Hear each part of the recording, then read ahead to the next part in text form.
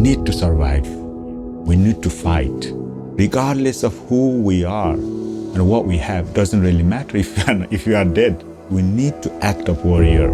Otherwise, we become nothing and no one. Once everyone is safe, then we need to evolve through, with the wisdom as a true warrior monk. Becoming a Gurkha is impressive enough. Getting into the SAS, that's on a whole nother level. What was the process of that like? In my mind, because I was a Gurkha, I born in jungle. This is kind of my areas of export. My God, I was strong. In this whole universe, every situation have a limitation. But it's up to us to define our boundaries and limitation. And when you are in that situation, time and space, it doesn't really matter. What matter most is just your performance and your driven and the focus. This question is a deep one. What is the meaning of life? Welcome back to the Mulligan Brothers, and today's episode is with a super interesting guest. In fact, this guest is the first guest I've had on who was a direct recommendation from a friend of the show. Chris Craighead, as many of you guys know, was recently on the channel, who was a SAS soldier who did some incredible things. And as we were leaving the interview with him, he said, "Hey, Jord, there's this one guy I think you should interview." And this is the name that he gave me. Krishna. And I contacted Krish and said, "Is it something you'd be interested in?" And he said yes. And this is that episode. Krish is from the mountains of Nepal, from a small sort of mountain range. And the interesting thing is he went on to become a Gurkha. And if you don't know about that, we talk about it a lot in the episode. They're a special type of soldier who work with the British military. And he then became one of the first Gurkhas to pass SAS Selection. He then became a part of the mountain troop and eventually became a mountain leader. He's led many expeditions through the mountains, broken world records, helped heal people through those travels. But all of this, being this absolute warrior in the SAS, all of this, he was also a monk in his hometown. This man is a warrior monk. He is the definition of a warrior monk, and that's who we are speaking to today. As always, today's video is sponsored by Huel. If you lead a busy life like me and millions of other people around the world, you might be struggling to get your nutrition in.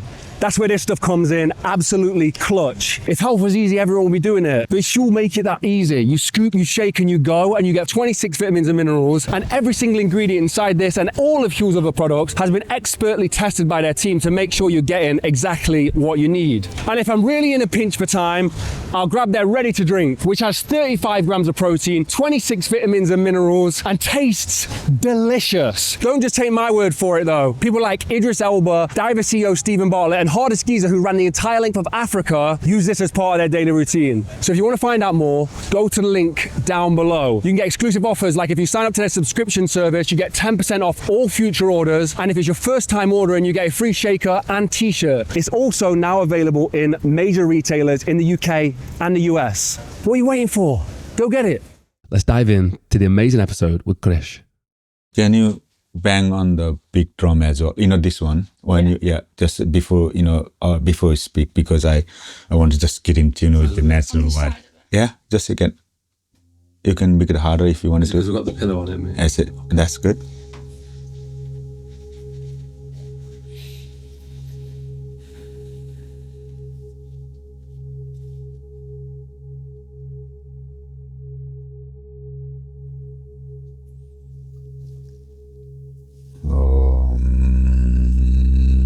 Sampurna Drisva.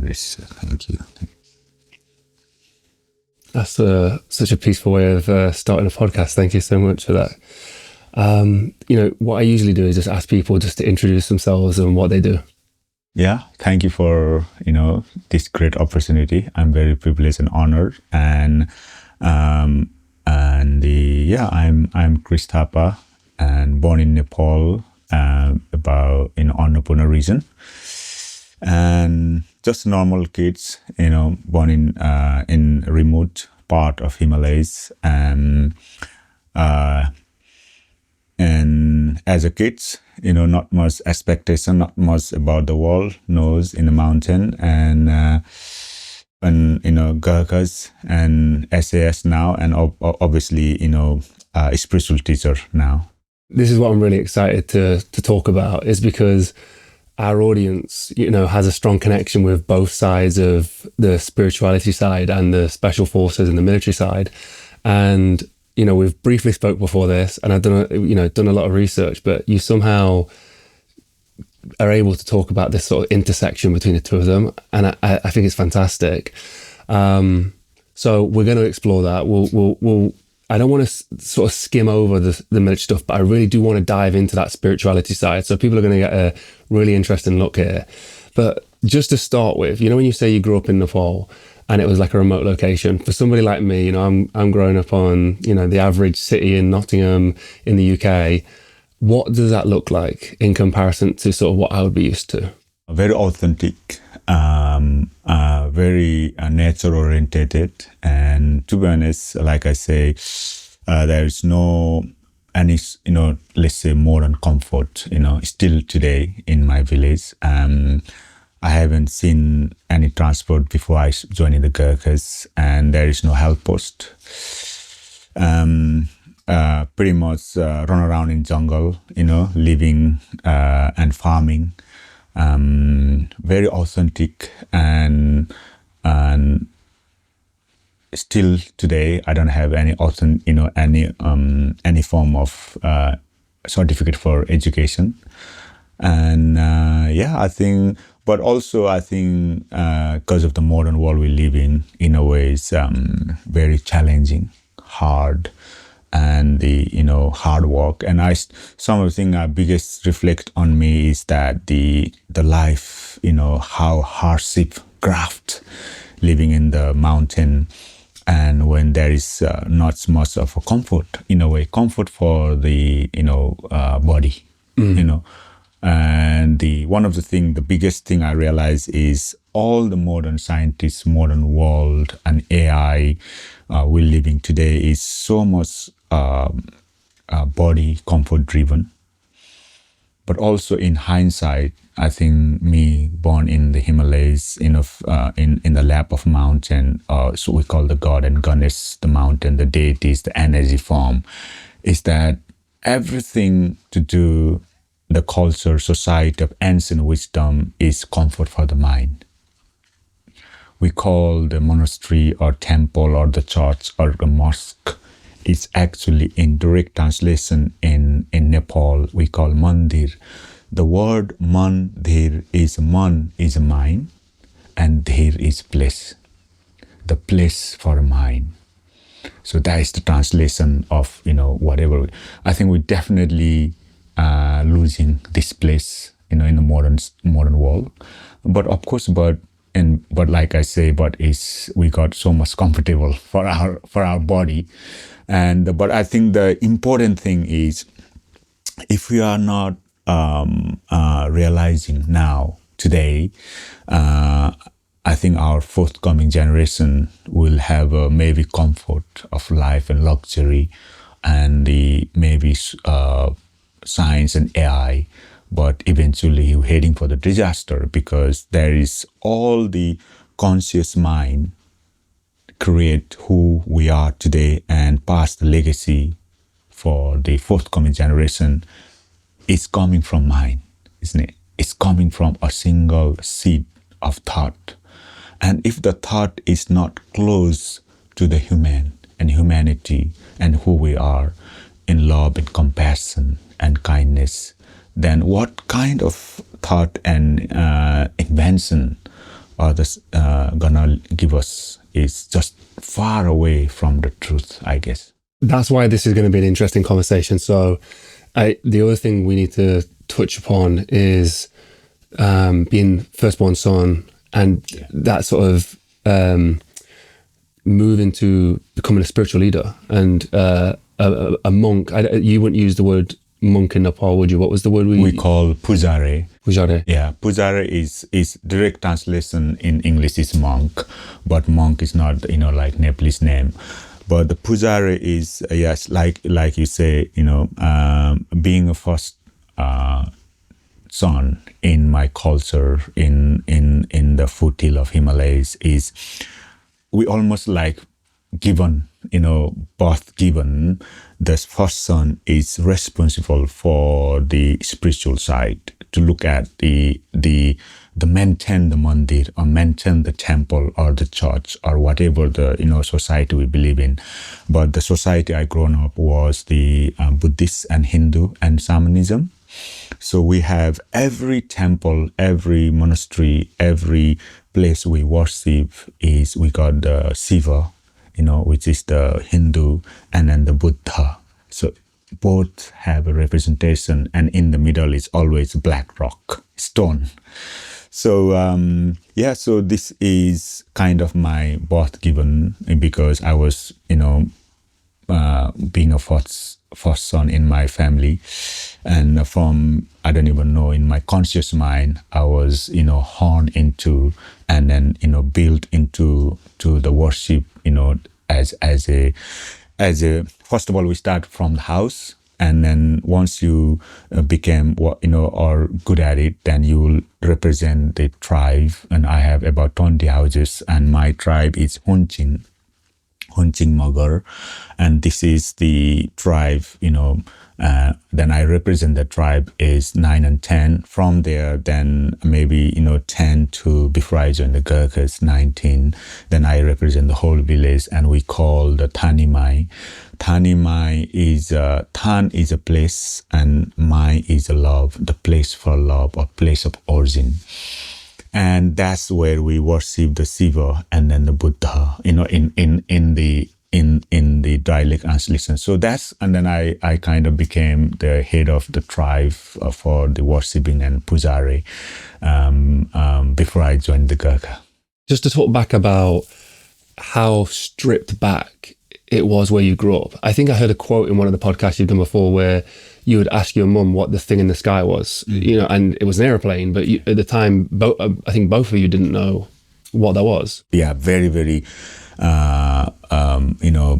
it's, inquisitive mind as a kid's grown up, not knowing what is out there in the modern world. Yeah, and I asked my mom, what is that? And she looked at me and she didn't have an answer. And also neither I, but I feel really sorry. I might put my mother in a difficult situation in terms of intellectual question. Yeah, so like I say, not aware, even, I only seen the, and obviously first time flew was when I was, flying from Nepal to the London as a Gurkha. So before that, everything was mystery in a way.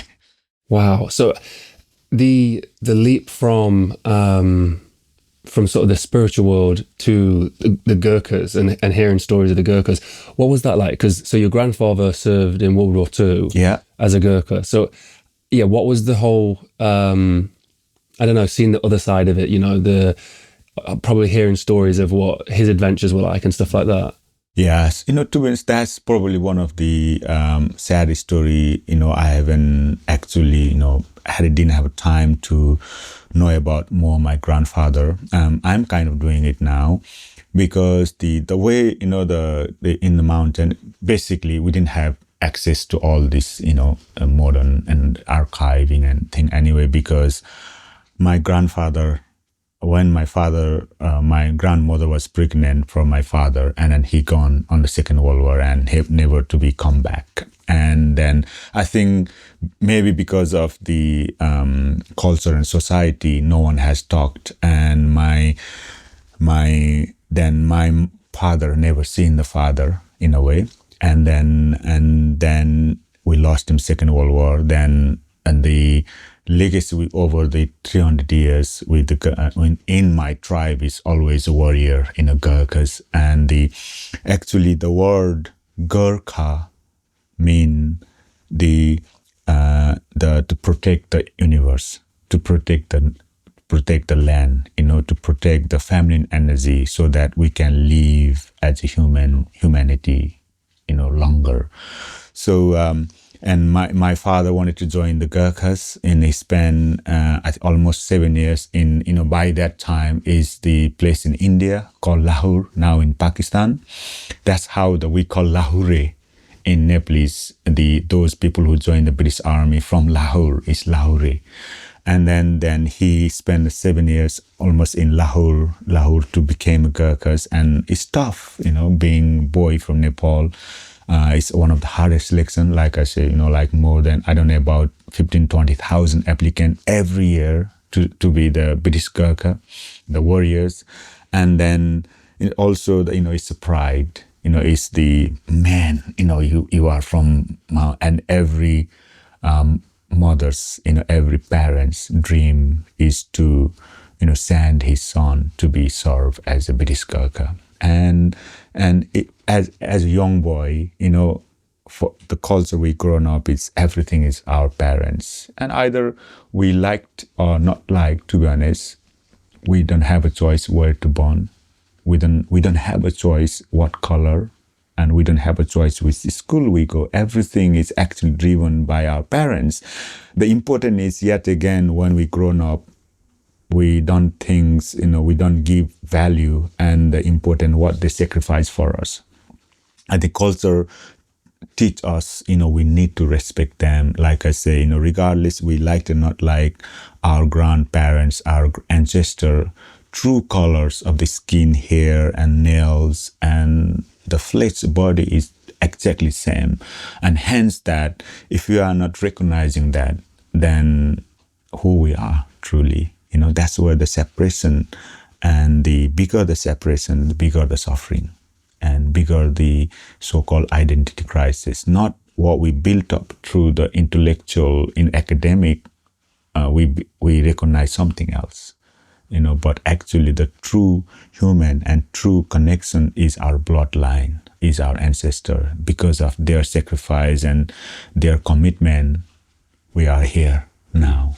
Yeah, you've spoken about the sort of immediate impact of your grandfather and your father, and like almost like in Nepalese culture, it's now your responsibility to sort of write that path almost. So the weight on your shoulders going into becoming a Gurkha, what was the pressure? Like, did you feel like it's something you needed to do, or did it just kind of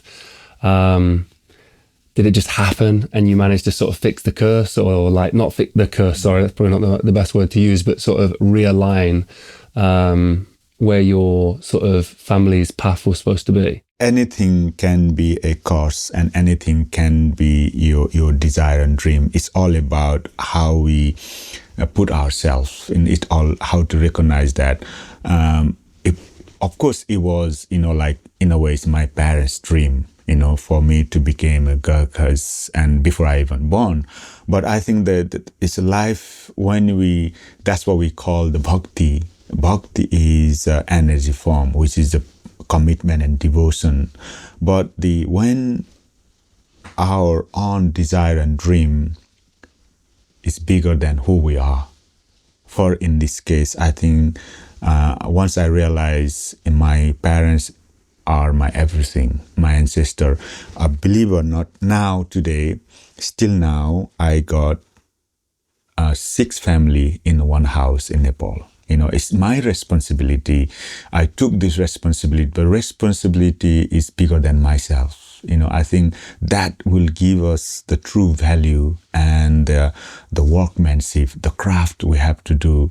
And because all my devotion and my commitment is for my families and, of course, immediate family, then whatever I can to serve the or to serve the nation.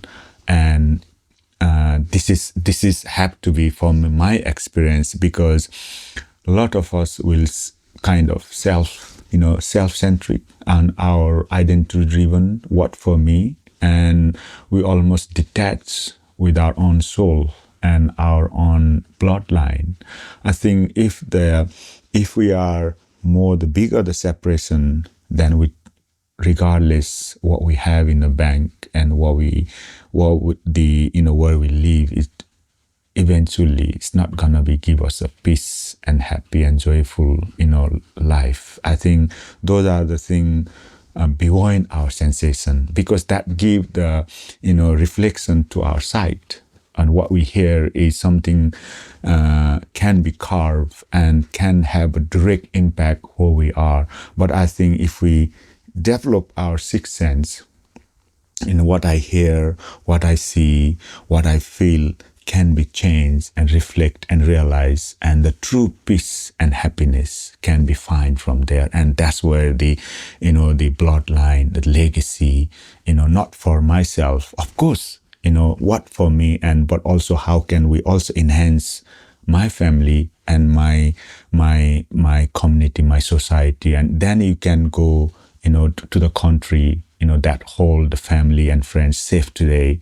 And if you are not valued that, service, then we almost forget who we are. And then I think that's what the problem we're facing in the modern world is. We almost run away from who we are, basically. There's a quote, actually. I think you said something, life is service to something beyond ourselves. I love that, but it speaks so well to family as well in your community. Yes, absolutely. I think that's why, we often forget that. We often forget who truly we are and what is the true purpose of us as, as a human. And we almost became inhuman or unhuman, I think, because what that means is for us to be fully fledged human being and has to go beyond our own identity, and that means sacrifice, isn't it? Sacrifice, our time, our commitment, our devotion, bigger than who we are, because but a lot of us will lost what I believe, and I am the right, I want to be this, I want to go there. Then we almost detach ourselves, and we think we're going to the right direction, but actually we are detaching from who truly we are.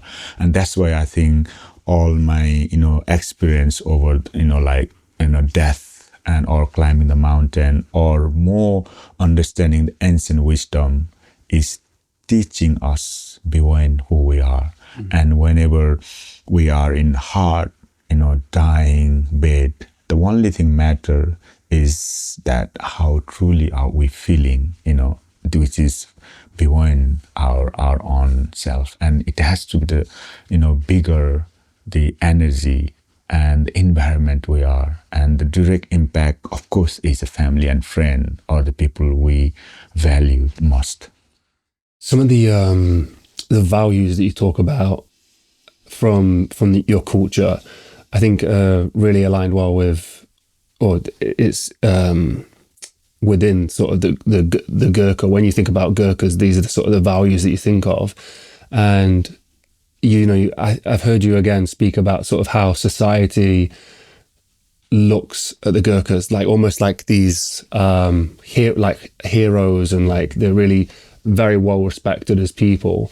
What was that like when you eventually passed, or how does it work? First of all, actually, how does it work? So, because there's another story of you training for the Gurkha tests, and you were using bamboo. And that's really interesting to me. So, how were you training for it? What's the test like, and what was it like once you eventually sort of passed?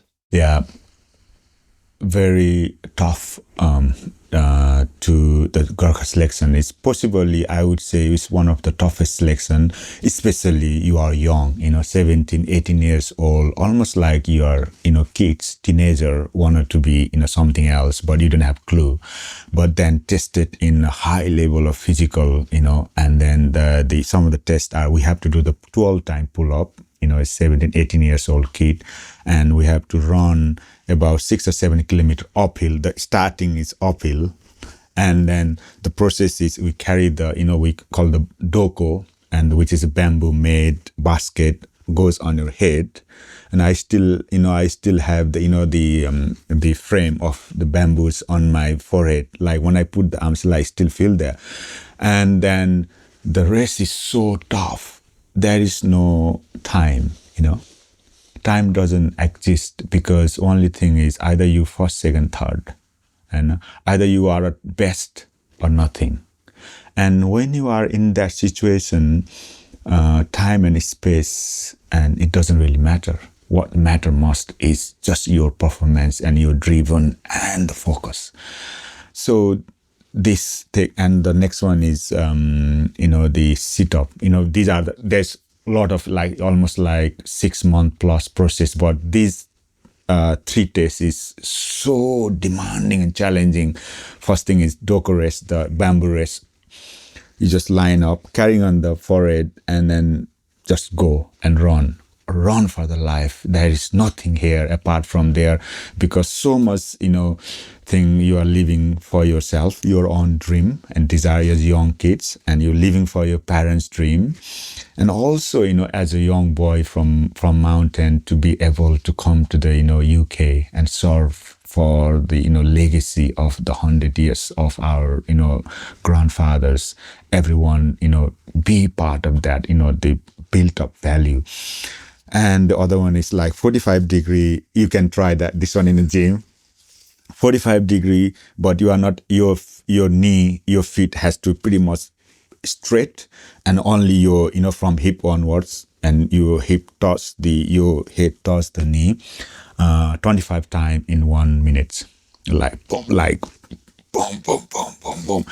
And it's pretty tough, man. And obviously I think I failed first time, and that was devastating. You almost you not only destroy your own life in a way, not only your desire and dream, but also the society, the legacy of my ancestor, my grandparents, and my own father dream.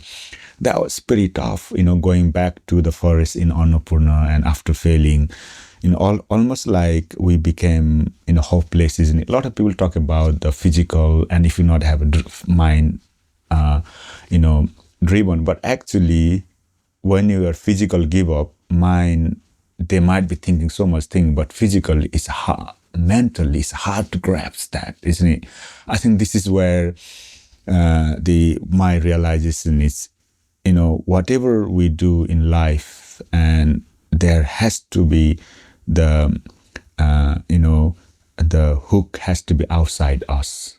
If something is only me and my driven, then if myself, physical and mental, is in a ditch or dark place, it's hard to see the light, and light has to come from outside, isn't it? It's like a sun and a moon. Every morning, we think everything is happening from me and myself, but actually our life, the pran, soul, energy is given from outside sun and moon. And that's why our dream and desire and ambition has to not for only today, it's not only for tomorrow, it has to be the generation. It has to be focused for our forthcoming children. How can we give them a better life? Not only, physical comfort, but also place for the mind, where they can go inside, feel safe, feel comfort, and bring the true color of humanity. Wow, that's really powerful stuff. You pass and then you come to the UK. What was that experience like? Oh man, that was, the first thing, that was the first time I cried, but cry with the sensation of, joy, and, the dream, and I had for many generations, all the dream for my father. And also, as a young boy, flying on the plane, and asking my mother, which she didn't have answer like when I was kids now, oh, this is plane, this can be fly. And very exciting. But, at the same time, I think I definitely realized first time when I see the bacon and sausage, I couldn't believe people actually survive with the bacon and toast, and I couldn't eat. And I genuinely think how the people can live, but in those days, and but a lot of food and cultural shock, and we have to. Gurkha has been great. They've been giving us, feeding us, and we do a lot of interaction with the, going to the, society, how we need to dress up. We need to eat with the, knife and fork. We need to go to the toilet. Never seen this toilet like this one. We always have a natural outside toilet, and almost like learning, but fast learning. But also I think as a grown-up kids, we always have this value of the, culture and society. Definitely food culture, language is the biggest barrier. I couldn't speak, like, let's be honest, I practiced for maybe about 1 year when I failed for the next year. And one of the reasons I also failed was my education. And I wrote one paragraph, for my interview and said, my name is Krishna Thapa. And I want to join the Gurkha, British Gurkha, because I want to keep my legacy of my parents and my ancestor dream, and also to, support their financial wish.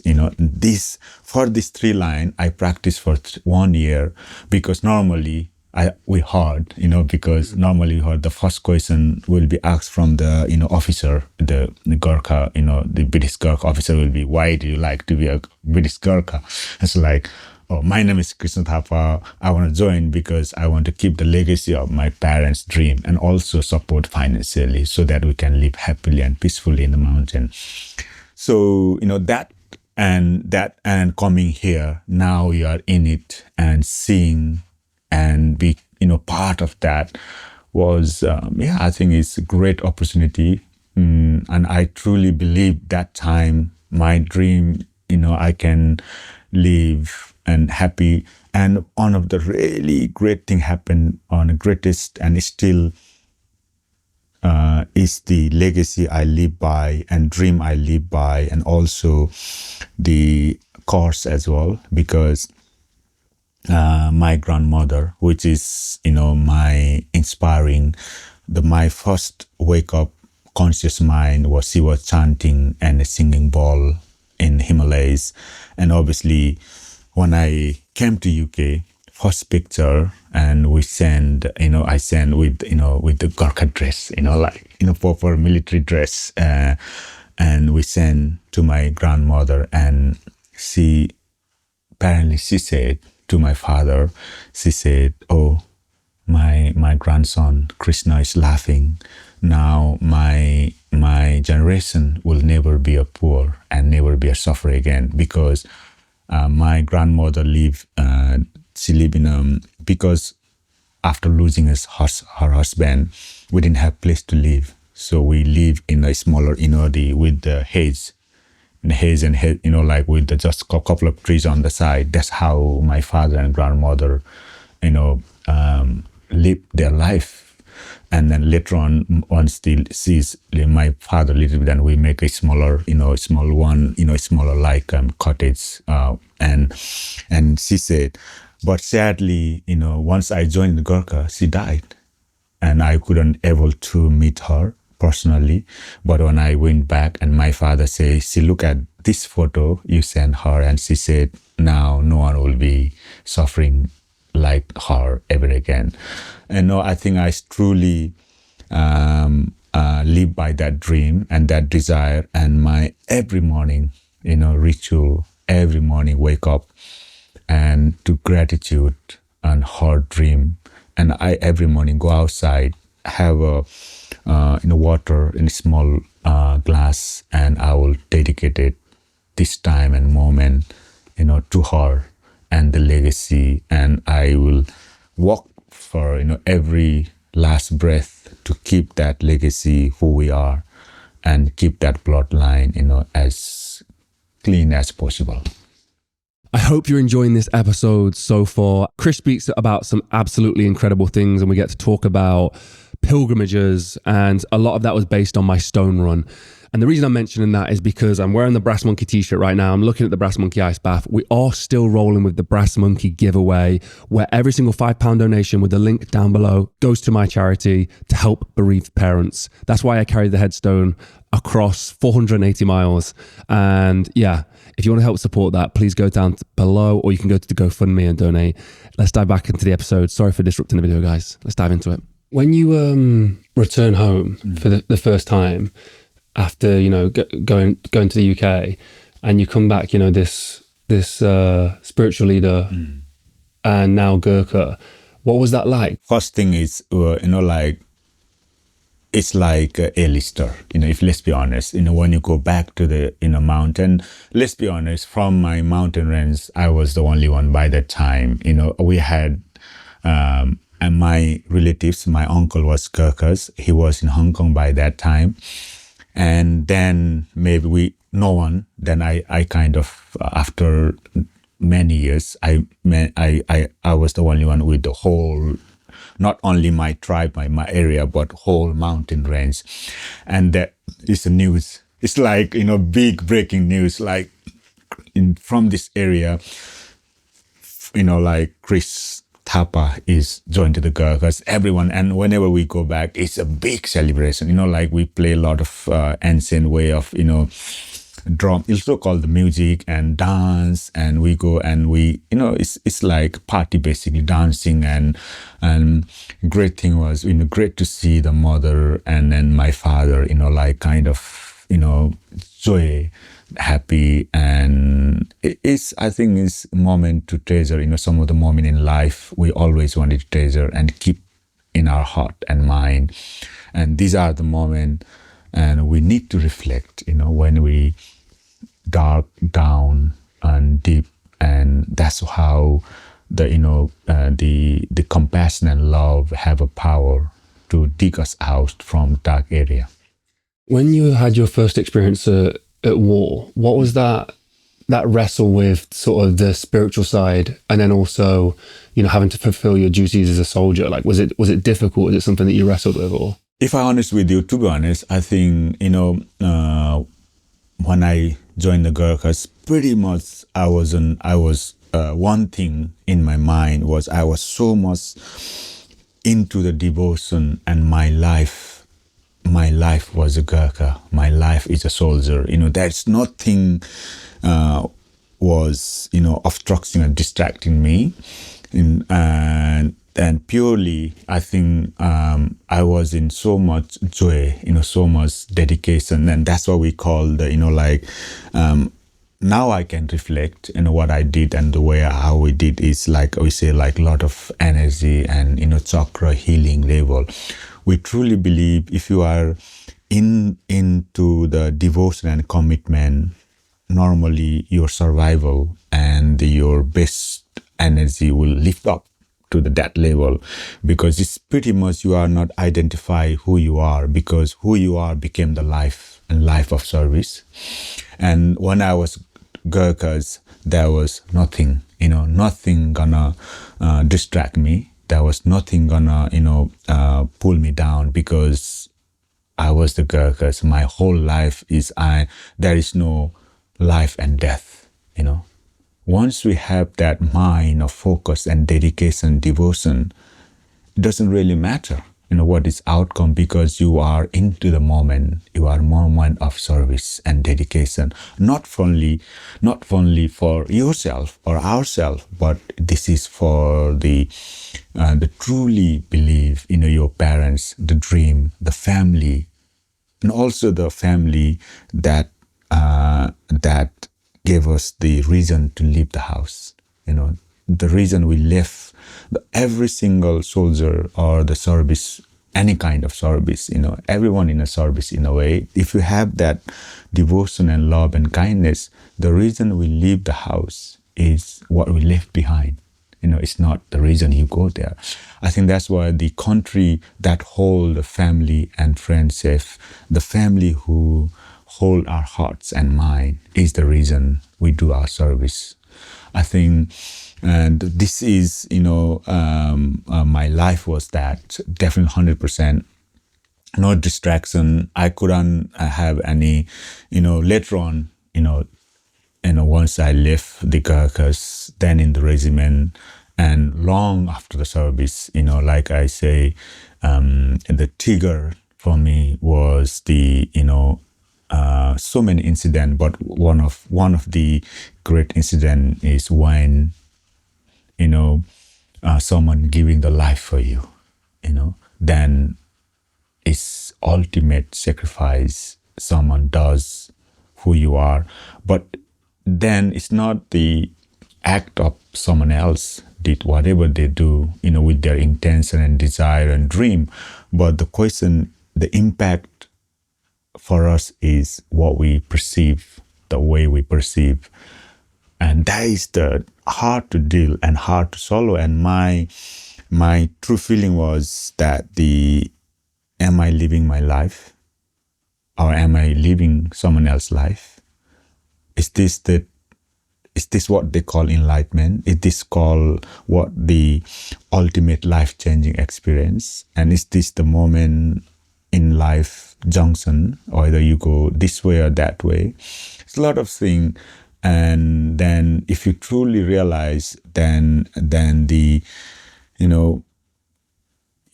we are in doubt as well, for me, it's this moment when the British, SAS guy stepped up for me through the door, and he gone in front, took in my place, firefight going on, and, die in front of my hand, my own palm.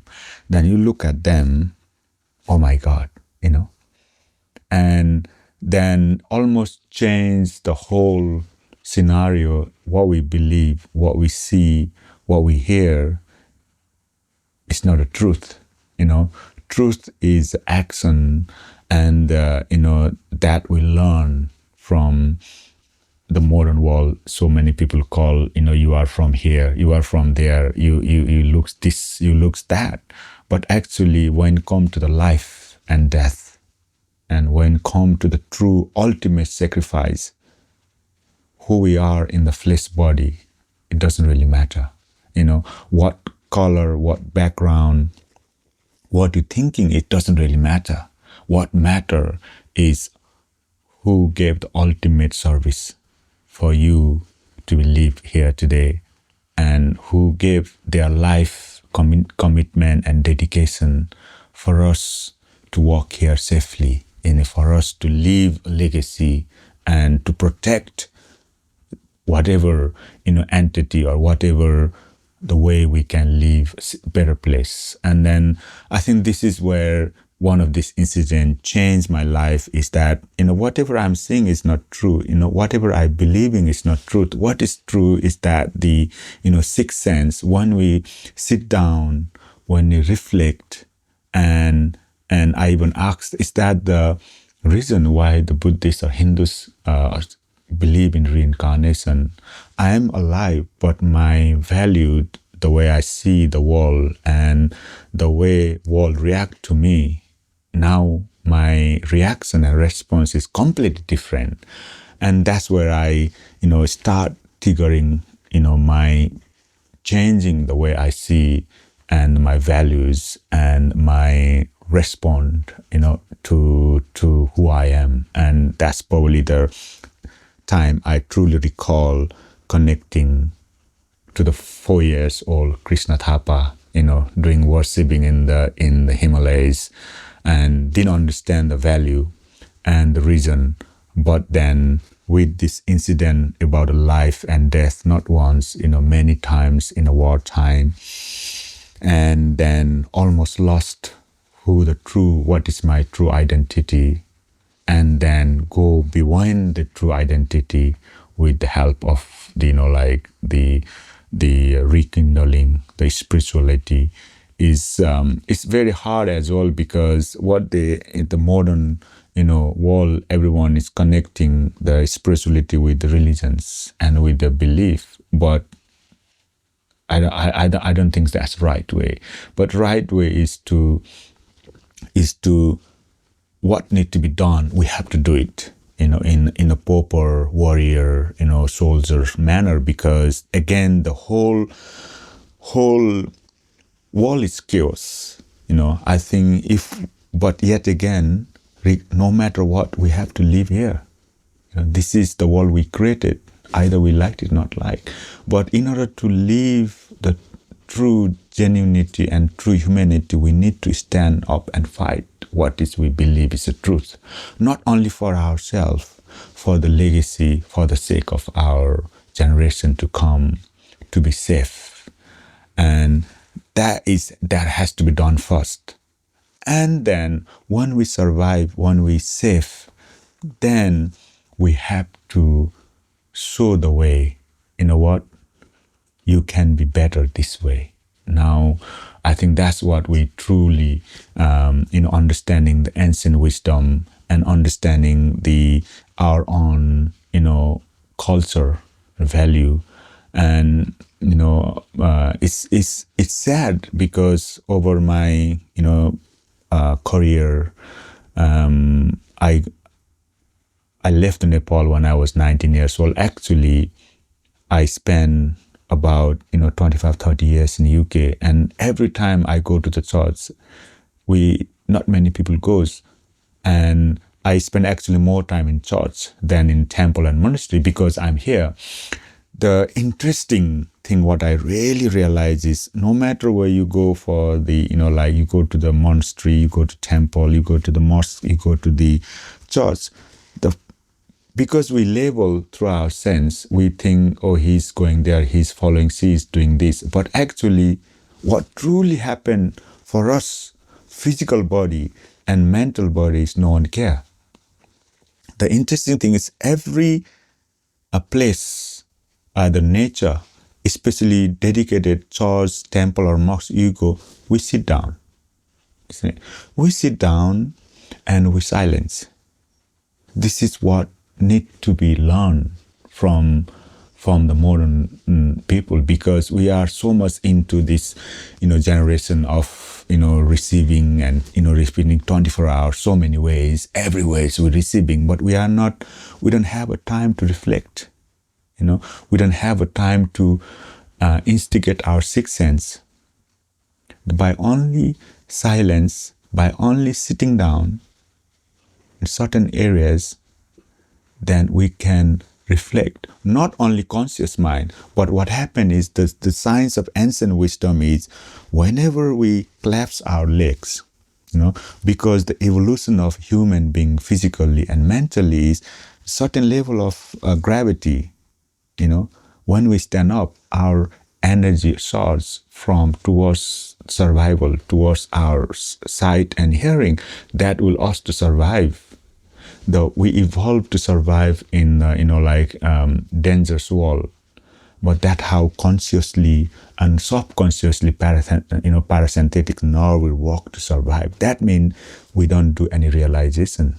That means we don't tap into our subconscious mind, because we just go, what's there, what's not there. We constantly looking, oh, what's this, what's that. We always spend the energy in somewhere else. The minute we are close to the earth, the minute we sit down and don't express, don't spend energy, unnecessary thing, that energy will channel and slowly reflect. This is what the sitting down does. This is what the church, monastery, or temple does. And this is reflection and activating behind our sensation. This is what we need to understand, and we can talk and share. And this is the part of true human evolution, of the thinking, of the who we are. And not only, I think we give the lot of but like I said, body comfort, AI, we call this evolution, but actually it's not, it's disaster. Of course we need the modern science, modern medicine for us to survive, but I think equally, even more, I think it is so important for us to evolve our own self, the way we think, the way we behave, not only outside and love and compassion work, but also it has to evolve how we communicate within ourselves. That evolution can only be evolve when we reflect our own thought, when we reflect our own emotion, and we don't. And then interestingly, I think we talked before, this is the time right now, in 1 year time, like we briefly talked, the sun goes, if everyone look on this pattern of the sun in 1 year, 12 months time, the summertime goes to the north and wintertime goes to the south, because wintertime is winter because we are farthest away from the sun. This is the farthest time. It's happening on the figure of 8. And this is the time to reflect our own thought. And is that thought is our own identity related, or is that thought is related to the service for ourselves, for our family, for the country, or is that thought is beyond who we are? And how can we become the true, genuine, evolved human being, so that we can pass this message and learn more to spread the word? Because this is the true evolution I think we need and we are missing. I think more we are far away from our evolution as a human, so-called, then I think we are almost gonna lost the humanity, true humanity, if everything is so much focused with my own identity. I want to more, I want to need more, I want to do more. Then it's actually a lot more self-centric. It's not more true evolved human being in a true, connecting with the nature. What is nature trying to teach us? What is the environment doing us? What is that force and energy we can be, evolved being? I think that's what we definitely need. Completely agree. And I think you're right with AI, it seems more important than ever, to be honest. That's why I love documentary film so much, trying to capture real stories, real lives, moments of nature, whereas AI, anything can be fabricated. It's not, I guess, that idea of energy. I think a lot of people say that with arts and AI, that AI is going to take over arts, and it's going to do this, it's going to do that. But I do think humans innately know that something's missing, something's void of AI art, AI music, AI, fake conversations, whatever. Something just doesn't feel right. You can imitate as much as you want, but if you don't have that thing there, it's just not there. Yeah. I hate to pull it back to this, because I feel like we're on a real strong roll to the ancient philosophy and wisdom, which I really, really want to touch upon. But I feel like we've skipped over a huge part of your military career, which is the SAS. And, going from becoming a Gurkha is impressive enough, it's this huge thing. Going through SAS selection and getting into the SAS, that's on a whole nother level. How did it happen, and what was the process of that like? What was the selection like? How tough was it? Just your experience, if you can remember that kind of experience. Oh my God, yeah, it is. I still, just now I can reflect, I guess, and it's definitely one of the toughest as for the human being. I think for the adult, true human being, for physically and mentally, I think it's the toughest thing in the whole world, and truly is. And why and how I been fortunate, to serve and to do the selection and serve with the best in the world is, I think this is probably one of the example I wanted to share with all the people who are listening is, if it wasn't for my commanders, if it wasn't my devotion and love and compassion for the true soldier, I wouldn't be here. First thing is, My commander, the British officer, I think as a commander, he see beyond myself. I think he see the true potential on me, and he put his name, Chris can do it. And I never would have understood in that level if it wasn't for him, and he's choosing for me to, you can do it. And I think second thing is from my side is definitely because even though I wasn't academic and I wasn't, I always think I wasn't good enough because we know the SS were the best in the world. But I think I did it because as orders, as my commander said, as my parents said, I will be a Gurkhas. In a ways, he was my mentor and he was my parents. I think this is kind of also for me is lifelong lesson.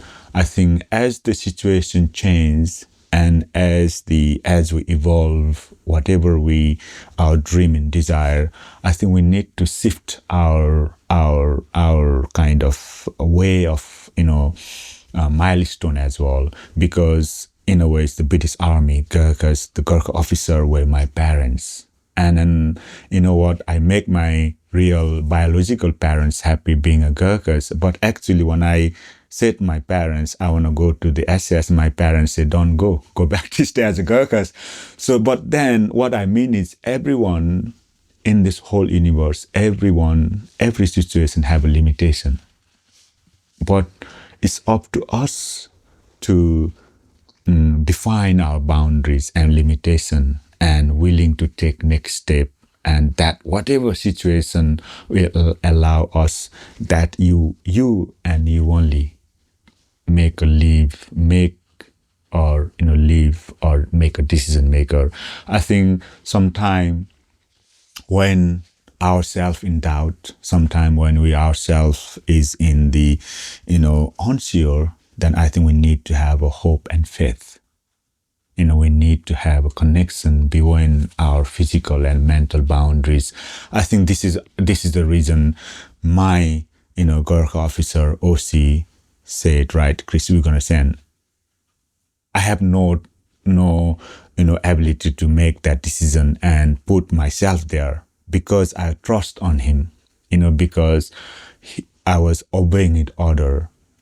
Then I was able to make a change and achieve my dream. In terms of physical, was I think, like I say, is one incident because the first phase that's so much light, life changing, physical and mentally. But when the second phase is jungle in Borneo, and we fly, landed 3 a.m. in January in here. And we land there, it's about 40 degrees in Borneo. And because in my mind, because I was a Gurkha, I born in jungle, and this is kind of my areas of export. My God, I was strong, and I went there and the first run was about 20 of us in a group. And there was the DS, the instructor, the SAS instructor said, right, I just need a 6. And I was looking around, when you're running, looking around, and then no one goes down. Eventually you are the one feeling, the fatigue, and you're feeling a little bit, going down. Oh my God, it's so hard. And, the worst case is also I was learned the human power. I see the guys, running 40 degrees, fell down, and DS comments like, oh, stop. And I look, and it's like, how many finger? 2 finger. It's like, oh, he's fine. And we keep continue running. And I think this, the mental and physical power of human is not what we think. It's next level.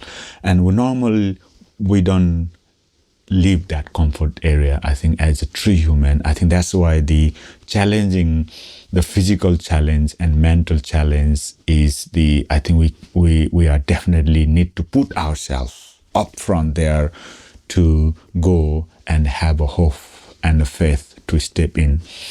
So that is the one of the true realization, and also nothing goes as planned. Like I say, when I turn up in the Borneo, I think I'm gonna be do well. But first day I was shocked and I was shattered, and then it's only whatever I believe, if the fail, then only the hope and the faith is that something beyond ourselves, dreaming for me is dreaming I want to keep the legacy of my blood lost grandfather. I want to live the dream of my grandmother. And that is when you sit down and reflect, and almost we forget who we are. And almost we can, we are so much driven beyond ourselves, and we hook with them, whatever that belief and truth or the understanding we have, then I think somehow, you will able to hook out from that ditch, I think. And that is the, lesson learned. And also, I think I really like to shout out,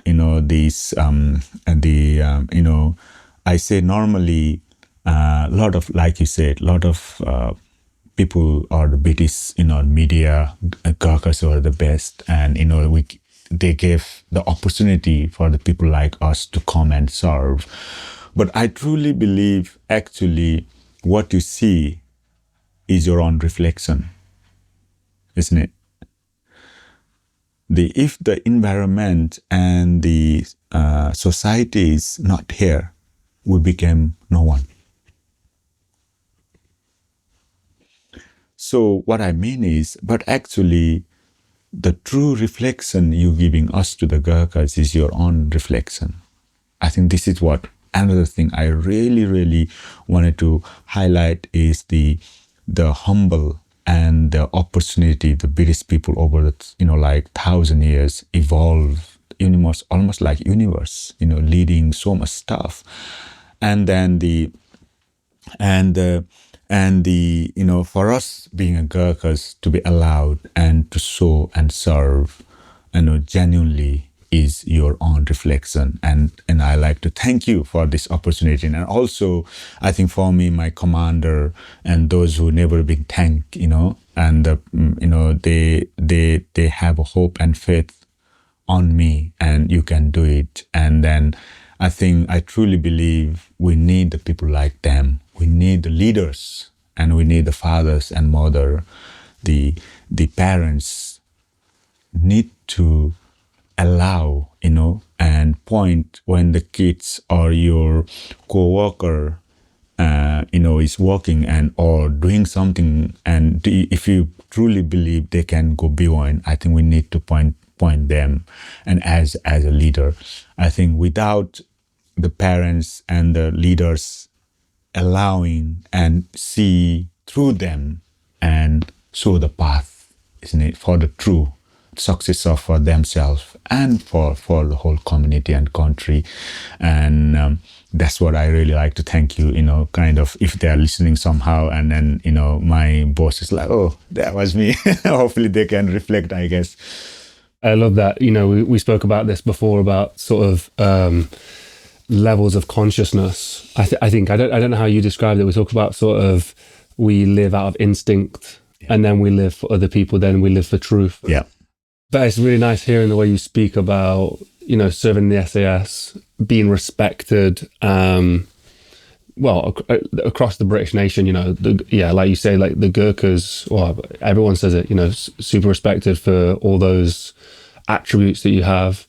But then to have the humbleness to thank people, it's really beautiful. Maybe we could, transition into those sort of 3 levels of consciousness that we spoke about earlier, and how it sort of applies to, some of your history and some of other people's lives as well. Yeah, truly. So, like we say, this is the Nepalese Christmas time. We call the Dasai. A lot of us, actually, Nepalese, we are not unaware what is the reason and science behind the ancient culture. Is we call this now, we start count down the 3 stages for the Nepalese Christmas time. And this is where exactly the sun and moon crossing point time. And this is the full moon time, full moon day, upcoming full moon day is the Saturday. Yeah, this is where the shift happened to the earth furthest way from the sun happening. As emotional like mind, so we put the three different categories, truly who you are. So one is all our thought and all our intellectual education, all our identity, who you are, and all our memories, we gather this life and the ancestor, genetical and biological and DNA, memories. Now scientists are proven from any living like rock, earth, air, any living creature in this universe and the human being, DNA same. The only missing link is what is the subconscious thing we are detached. So this everything, the all memories and every like intellectual only work and thought is come to survive our identity, whatever you believe. For example, Thapa is SAS Gurkha and the spiritual leader. So my thought process and my identity, everything is work for that. And anything is not protecting that identity became negative. Yeah? Anything which is protecting my identity, what I believe is good for me, that became positive. But in a bigger term, it's not so. Now there is always gap, isn't it? So that is the first level of our thought. It is very important. Maybe you can start doing this one next 3 or 4 days. Go deep down, all the thought and action you did, and what is that for? Is this for everything is protecting who I am? That's the first level, identity. Second is we call the Rajasics. Rajasics is Nepalese, but the direct translation is service. So if you are parents, if you have a kids, normally, or the people in society like social service, like soldier, and then all the people who live their dream and work to, of course, make themselves a little bit whatever they believe, but also the service for other, service for family, service for the partner, service for the work, or the service for the country. So what this is the next level of identity, because they never have an identity. See, in the so-called public eye, they are not like, oh, I'm this, I live this life, but they are kind of general people living and doing day-to-day work for them and for the people or whatever environment. So this is called the service life. And again, the third or the ultimate is the truth.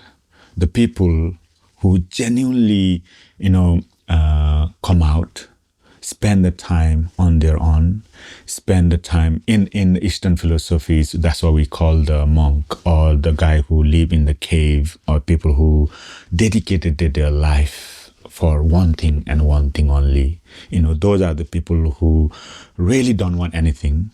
They don't want anything from anyone else. They never ask for, but they live their life purely. And because from now, if you look at the three perspective of thought and action, what they do and how their thought create is actually quite vast different. The people who work for themselves, their identity is, everything from them. They own, they live, and they live whatever he or she believe. And the mid layer is who work for themselves and for other, do the service, half for them. And other one is purely universal. What is the truth? Gratitude, kindness, and love, and never ask, never be the problem for yourself and for other. That's regardless what you're going through in life, it's just a physical pain. But if you so much devoted for one thing, nothing gonna stop, isn't it? The pain is pain. You don't have legs, you don't have eyes, you got a chronic disease. But if you have a devotion of the commitment and the life of service, You can still happy and peace, whatever environment, whatever situation throwing at you, you can deal it because your motto and your service is for beyond who you are. So this time, the 3 level of identity, I think it's maybe good idea for everyone who is listening. No one can do this for you. No one can do. You are the only person who can find truly, because when we're speaking, it's never be the truth. It's who you are. So if you look at your action every evening before you sleep, because the last thought before you sleep is the first thought when you wake up. Yeah. If you can just monitor that last thought and first thought of the day, and where is that come from, and what is that to do, and then you can start right. You can put in the first level, second or third. Then your aim during the sun going away from the dark and cold is to make a step towards the next level. Then when you come to, like in autumn time, it start summer, then what that thought is gonna be multiply, then it's became more and more. Then the greatest thing is your mental strength, the suffering, the mental health, because we are focusing for the goodness and kindness, because you are changing and shifting. That means, like I said, the Buddha's teaching in 2005 years ago is to work on the devotion basis. Then you believe, because the universal energy is supporting us, and that start healing. Then we start healing, and you go next year, you are next level. And that's how the drip impact the whole, philosophy of, like ancient wisdom is to normally when the egoistic form or identity form is best limit in our physical and our memory and our mental attitude, because we're living in our own identity. Whatever I believe, that is limit with my physical and mental ability. But the whole aim of tapping the true human and the evolved human is go beyond our own identity. That's why you access the energetic form of the sun, moon, and planets. And once you have that identity beyond ourselves, is then we're going to use, and all the healing form can be accessed through the outside force. And then there will be no suffering. Everything can be putting in perspective. Of course, we're going to have to still wake up and deal with situation, but it will help us to, solve the problem easily. So these are the categories. Maybe more than anything, maybe all the people who are listening can be transformed and transcend their limitation with the small, meditation every day with only single thought. Now is like a good time to do that. This is the perfect time, because this is the universal, time. As you all know, we had the great summer, then we are now going to the winter, and this is the time just changing by this Saturday. Talking about healing, you've spoken about sort of having dark moments or being in a darkness whilst serving. I'm not too sure at the time if you had sort of an awareness of using sort of some of the ancient philosophies that you already knew or some of the teachings that you already knew. But in hindsight, looking back, in those darker moments, did you use stuff that you knew from when you was a childhood or from, from your culture and the philosophies that you'd learned to help heal? That is a very good question, Jordan. I think no one has asked so far. Answer is yes. This is probably the, my secret agent for myself to, who I am today is, I was very fortunate to grown up, to have the, in a ways like, East and West, life. And I grown up from that philosophy with the, ancient wisdom, and be a part of that and serve and see the most scientific modern warfare and society. I think, yes, every So one of the incident was this is live in jumping in Afghanistan. So we were following these, following the target for a month, and because they are so good and they're able to deceive, like day and night, and it's very hard to follow. And then we were one of the first team to jump in war in Afghanistan with 20 of us, whatever 30,000 feet. And the briefing was, because of this environment, we have to land in restricted area, like 100 meter. It's nighttime, pitch black, thousands of feet with everything. And the briefing was from our commander is, you're going to have to land in this area. The minute you step out from the area, you will gone to the IED, and, they will just, capture you, and you basically gone dead. And then we have, a couple of hours to, digest. And everyone is like, regardless of who we are, I think we all are living creatures. People think, you are strong, you are weak. Of course, you can build a certain level of resilience, the training you do, the people you are surrounding. But when it comes to the death, no one is proof. It's a dead end. It's end of the life, and it is the written in the whatever in a physical form. And when we face that, everyone will have to think, that is regardless. I think for me, whenever this kind of briefing I had to the mission, everyone will silence anyway.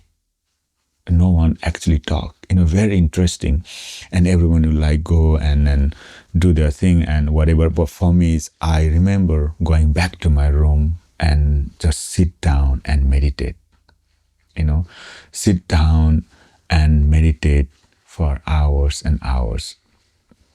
And this meditation is for me is normally whatever mission I'm doing, but this mission was me jumping out, flying, and death. I'm dying in front of my friend, and how my family does react. How is my friend pull my dead body and put in the bag, and then and seeing my own families and parents and dying son, and how I feel as a dead body. These are the process of, kind of my reflection. Then I might open eyes. It's like, here I am and sitting in room, and then what is, true, genuine about the meditation and the ancient way of Vedic teaching is, because the more meditation we do, more scenario we create in our own mind. Whenever I'm actually doing it, I'm in more control. See, my body and mind this is normal. It's not so serious because I have seen this one, I've done this one. The field of feeling, the pran, like I said, the energy that drove the oxygen, air, water, the pran, the energy is the one create against and for, is the one who create the suffering, is the seed of what the thought create within us. But that same seed has experience of creating that before, then it's very easy to monitor second time. What I mean is, whenever I'm jumping on the train, of course, for my physical form was first time, but my mental, my spiritual, it's many, many times. So I can comprehend and overcome my feeling and anxiety and depression and deal with that. So this is probably the beauty of ancient and meditation, and because you create the feel within you, you can do it because you've seen the words already. Yeah.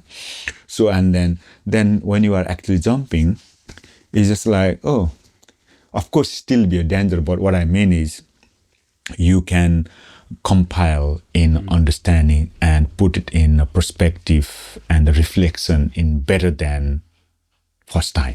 Have you ever watched, do you watch any Marvel films? Not really. There's this character called Doctor Strange, and his thing, he sits there, he meditates, this pivotal sort of scene of the film, and he sort of meditates and sees every single possibility. So he'll visualize every possibility before it happens. Is that similar to the thing you're talking about? Absolutely. Yeah. But actually, you know what? It is so obviously I haven't watched. I don't. Interestingly, I don't watch. I don't read. You know, I think everything for me is everything I share, everything I do, the meditation, and even obviously now is I'm a qualified, you know, meditation and sound and ancient healing teacher, but everything is my own experience, and one of the great, one of the great secrets of the, you know, our regiment or special forces is this. Maybe, you know, a lot of people sees on outside is like how good they are, you know, but no one knows the process they're going through. No one knows their culture and their strength and their weakness and the team building, you know, the hours of, you know, best case scenario, worst case scenario. I think for me, it's whenever I look at my, you know, the ancient meditation or the teaching or the practice, almost like similar, how the, you know, our built up and team built up, you know, there is no rank, isn't it? Everyone has to say, everyone has to share, everyone, because it's I think I find so unique the culture. No one is dominating, you know, to present you, to present who you are, but they're welcoming. He almost like completely opposite to, you know, the lot of other environment we are living in, or the culture of the, you know, school, college, or education, or the job. I think I was fascinating, because whenever we walk in a team. My friends over my, you know, decades are same, you know, mix, but also when we talk, we share, we fight, you know, we drink, we laugh. It's not that actually give a value on that time, but what is truly does is harness, you know, harness your energy, harness your emotion, harness your, you know, like signal of movement, harness truly just looking at you and having us talking like we know exactly how you're feeling. I think that's probably what the force of energy, I think, create by, you know, multiverse level of, you know, training and trust. It's funny you say that, because with the SAS, SEALs, like all the people we've spoken to over the years, there seems to be this sort of higher, maybe high is the wrong word, but like a level of consciousness or awareness that is different. Like the way they think, the way you think is different. Is it the person it takes to pass and get into the SAS, or is it once you're in the SAS, what it does to you that creates this sort of different level of thinking? I think that's a very good question. In fact, I think for me, in my own personal experiences, like I said, everyone has limitation, but I think the specialist selection, UKSF selection, is so unique. You need to have the certain level standard of your physical, and that definitely identify, and also your mental attitude. Pretty much that is nothing to do in the service, but it's just the entry level. I think entry level is so defined and so much demanding your physical and your mental attitude and your true character. Almost that is the bar. Once you cross that bar, and normally what I find is those people who are into that bracket, you know, who are psychologically positive in scientific term, those are the only people, because they are not over ambitious, they are not egoistic driven, but they are very focused into the moment and the mission. And not many people have that ability first. Yeah, but having focus one and having deliver with the physical and mental fortitude and attitude is next level. Yeah. Once you pass that, I think the culture is massive difference. And even for me, being a boy from Nepal, Eastern philosophy with no education, being allowed in, being welcome in, and the culture and the built up is, I don't think anywhere in the world have that access and have that understanding. I think it made the culture and the way of energy and the communication flow. You cannot be you cannot taught with the textbook. I think you cannot teach with the intellectual mind.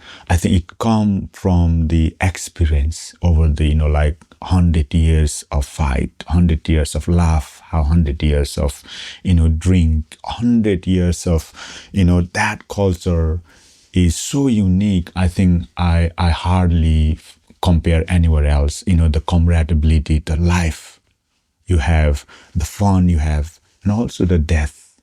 Also the grief, I think in the world, especially in the modern world we live in, no one talk about the death. No one wants to comprehend about the bad thing. They always focus, we need to positive. But actually we're missing the life. Life is not like that. Life is a death. The more we mix, everything together, and that we say more we mixed our sense, that only with the sense and became the 6 or 7 sense, which became the true, strength. But actually what we see, what we believe is you give you the ability to survive now, but actually what give you to continue and sustainability is beyond it. That is the what culture and understanding and trust. And people, when you go inside the building, when the round is coming from 360s and still you are able to turn face and show your back to someone else, you are surviving and living your life someone else's hand. That trust and understanding life and death and life, I don't think any culture, any unique experience, I think that truly is a uniqueness, and I don't think anyone can master that and find that space of trust and loyalty.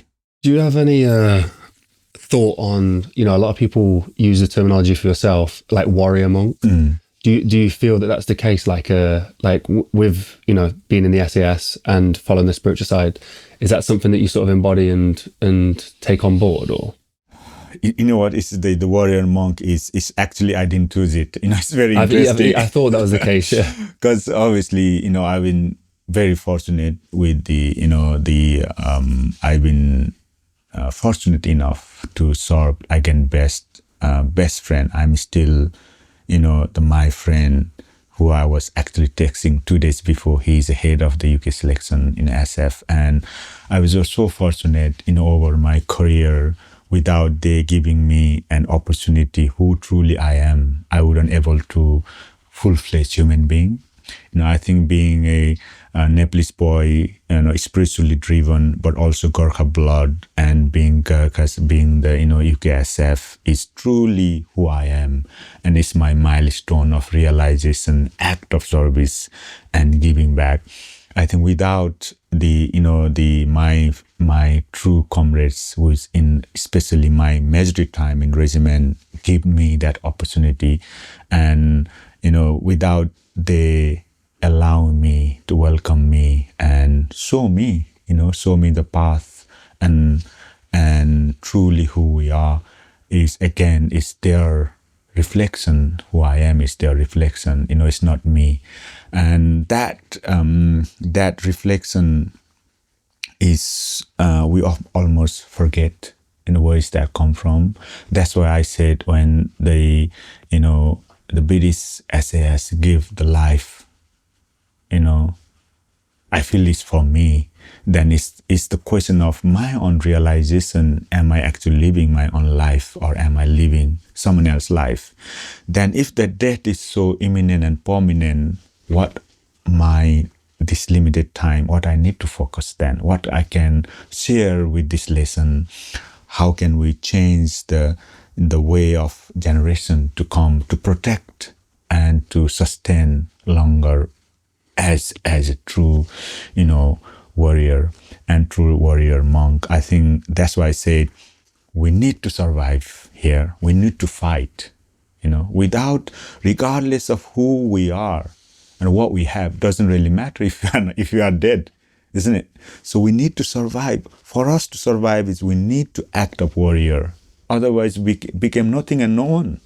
This is the world. The evils and the heroes are here, but we need to fight whatever we believe, the country that saving our life and generation to come, to protect. Then once you protect them, once everyone is safe, then we need to evolve through, with the wisdom, with the knowledge, but with the true human way. I think that's why I think to having that combination of the warrior to fight, to will, and sustain as truly as human way is so important. Because imagine you just have one mind, and that's why we often goes, sometimes we often goes to the dark side, because we don't have a time to reflect, time to realize, and time to learn from the wisdom people has done for you, the ancestor has done for us, the country, the people.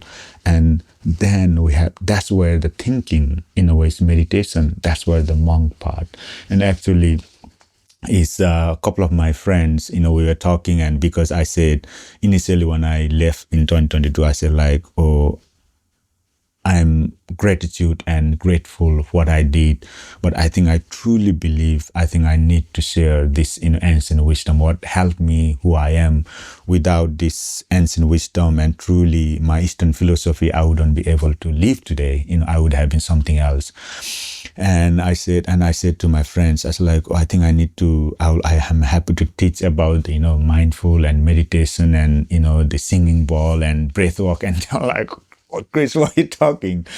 And I said, and then they were actually, once we start doing, they were like, actually, Chris, bloody hell, it makes sense, why you are who you are. And I think maybe the people need to hear this story, and no one has done with your background, and then what you're doing is very unique. And then also all my, sharing the ancient wisdom is through my own experience. One of the experience I had was in the Iraq, and in wartime, obviously we weren't going through the building. Anyway, mission was mission to achieve the mission. But when we going inside, we thought there would be just 5 or 6, bad guys, but actually there is 20 of them. Then what with my commander was said is like, Chris, it's beyond what we thought. So what we're gonna do is we're gonna call the missile, which is like air missile, and it's like, can you look into this one? And I was, anyway, yeah, as something has to done, it is protect our comrades, our community, and our country, that people are doing the supplying the weapon ammunition for other people. This is the reason we are there. And we in this modern world, they got all these gadgets, like you just tap in the rigs and you can see where the missile coming. You can tap, just push, put the grid, everything, all this AI. And we kind of, mission achieved and everything perfectly fine. And I come back, then I did meditation. Then I did reflex. And what I think is, here come the most scientific AI driven, the missile is apparently flying from thousands of, miles away. Can't hear, can't see, but you are on the ground. This is me, boy born in Nepal, with no education, no understanding of anything, then I have the power to destroy the humanity, or then I have the power to, act on only through my conscious being. Yeah. So regardless, I think the importance of the conscious human being, the importance of the evolved human being truly come from human, a person. And then I did what is right is only come from conscious mind. And I did the mission I happily done, which is the true thing to do. But what I mean is, if myself wasn't evolved in a true conscious manner, I would have destroyed the other people. I would have destroyed other life, which is no need to do. I think that's what the importance of the conscious evolve. Even at this day now, scientists are conscious in order to evolve the modern AI in a more specific human-driven conscious AI. We need the conscious evolved human being. If they invented the thing which is not human, they invent something which is, I believe, then I invent something which I'm not truly evolved person, then that's not going to be the truly evolved being. So what I mean is, the reflection was, for us to make a right call, for us to make a right, who is going to live, who's going to die, who's going to do the right mission in a right, versatile way, understanding situation has to come from the true being.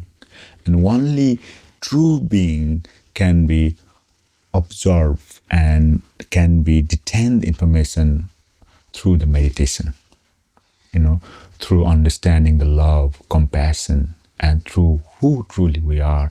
Then we shall and we will and we could make a true call on the ground. I hope you're enjoying this episode so far with Krish. As you guys know, we are passionate filmmakers. To make these episodes possible, we fly around the world with our red cameras, and sometimes by delivery day, the quality has been compressed a little bit by YouTube, which, we don't mind so much. But some of you want to see the 4K version. You want to see the full detail. So we're now offering a membership on YouTube. So if you join with the membership down below, the button down below, hit the join button, you'll get a link to the high quality version. It'll be uploaded early. And you can also sign up through Patreon as well if you wish to do that. There's more exclusive benefits to members on there, like the movie posters are available, screen grabs, behind the scenes, anything that's like passionate filmmakers would enjoy is going to be played on the Vimeo, it's going to be played on the Patreon, it's going to be played on the YouTube members. So if you want to be a part of that, hit join now, where we roll out at the end of this month. Let's dive back into the episode. Going back to the mission where you were jumping, and you had that meditation before, that technique that you used to sort of explore all options and make sure that you were ready emotionally and mentally to go into that situation. If we were to take a situation like somebody had a goal to open a business or a charity or whatever it was, could they use that same technique, to explore all options, all situations that could occur, the good, the bad, and the ugly, to achieve those goals and sort of raise what they perceive as their limitations? Absolutely. Because if you look at all the, incident I've been and make a call, is the, it's like, it's like the football game is so competitive and watched by the millions, including the player on the ground, because there is football post. Imagine there is no goal post. They're going to play around what for?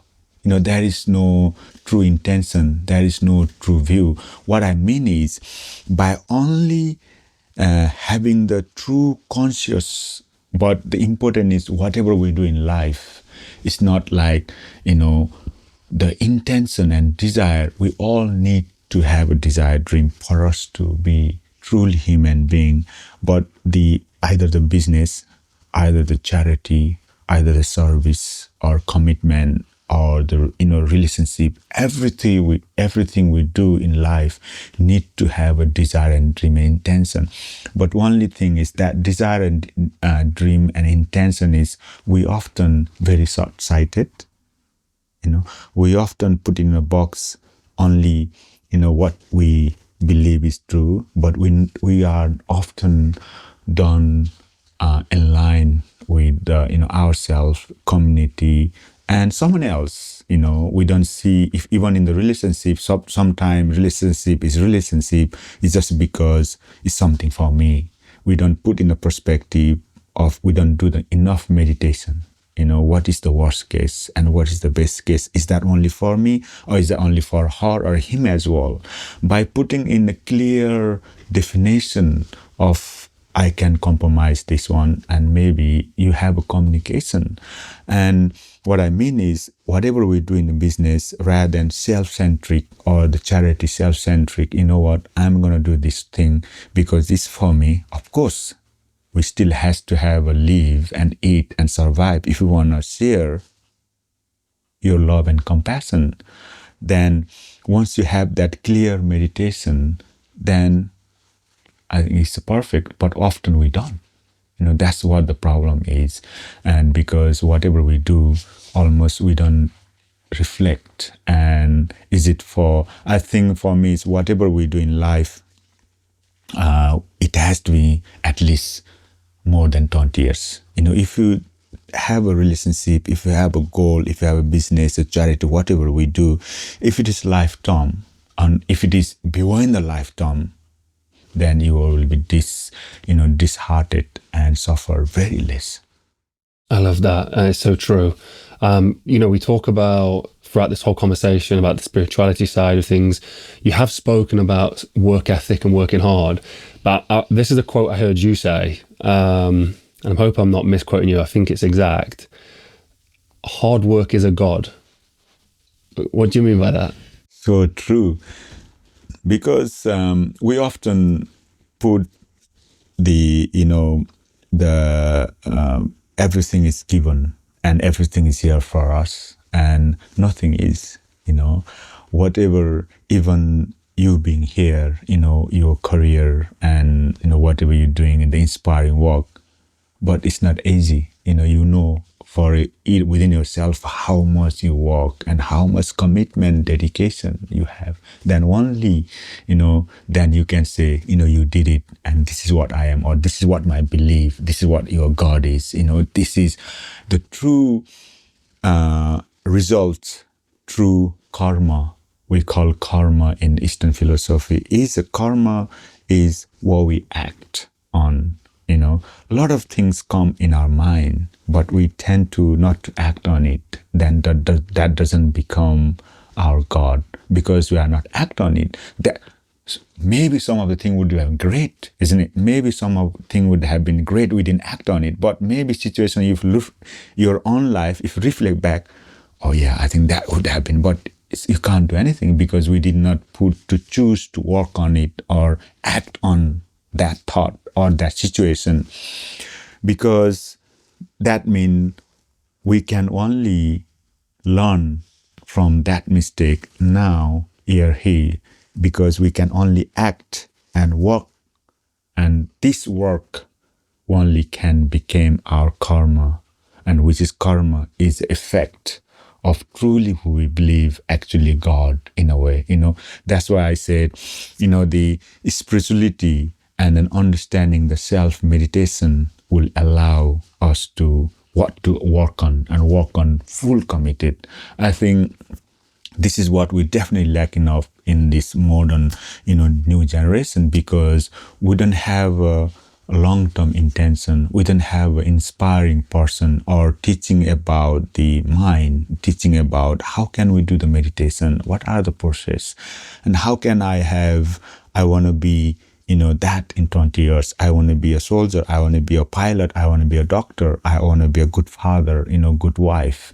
We don't work like that. We just like, live in a very, very superficial world, but we don't. I think this is why, I think for me is, once you have that vision, then you work for that with the milestone, with the timeline, with the intention and devotion, and that will be the karma. Then karma is our God, and that will give you, what we work for, and that's what we can do. Just on the point of that idea of a goal, a long-term goal, even those goals that are beyond our lifetime, which is something that I'm really fascinated by. And I think it's something that modern society has lost complete touch with.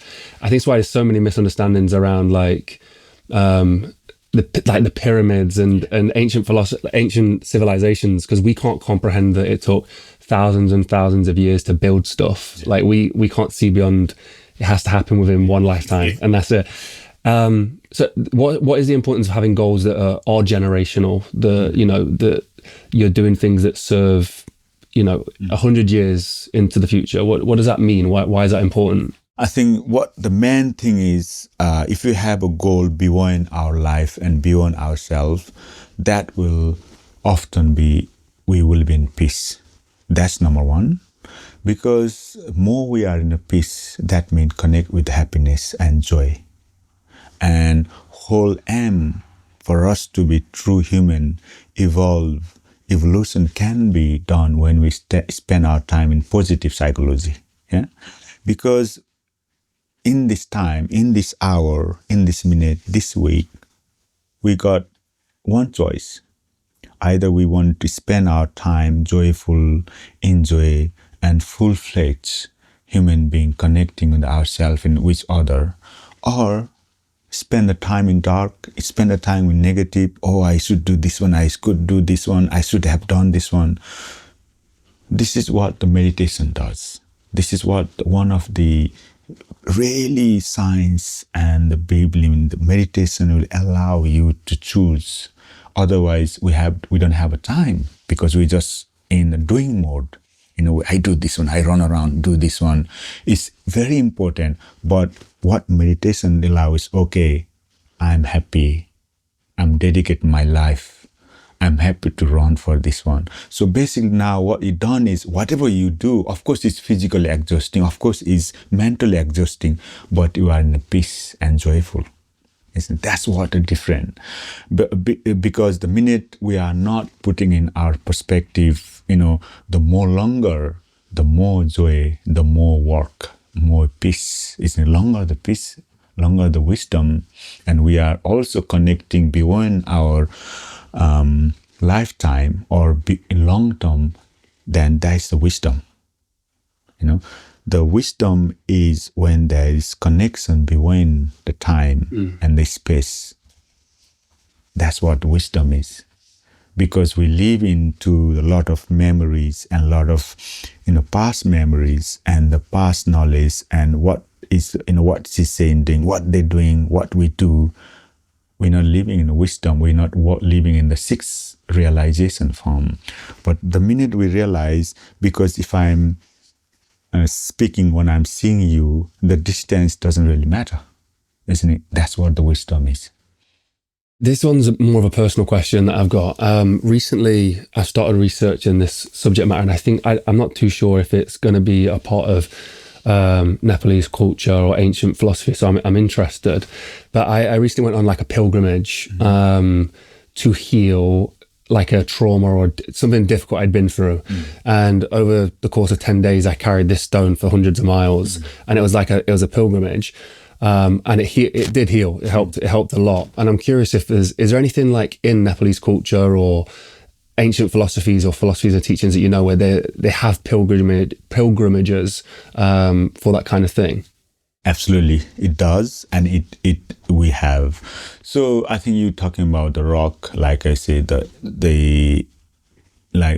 every temple, every monastery, every place of worship in Nepal is a rock, essentially rock. Why rock? But actually, scientists has proven. So basically, rock is made of helium and some other elements of being a rock.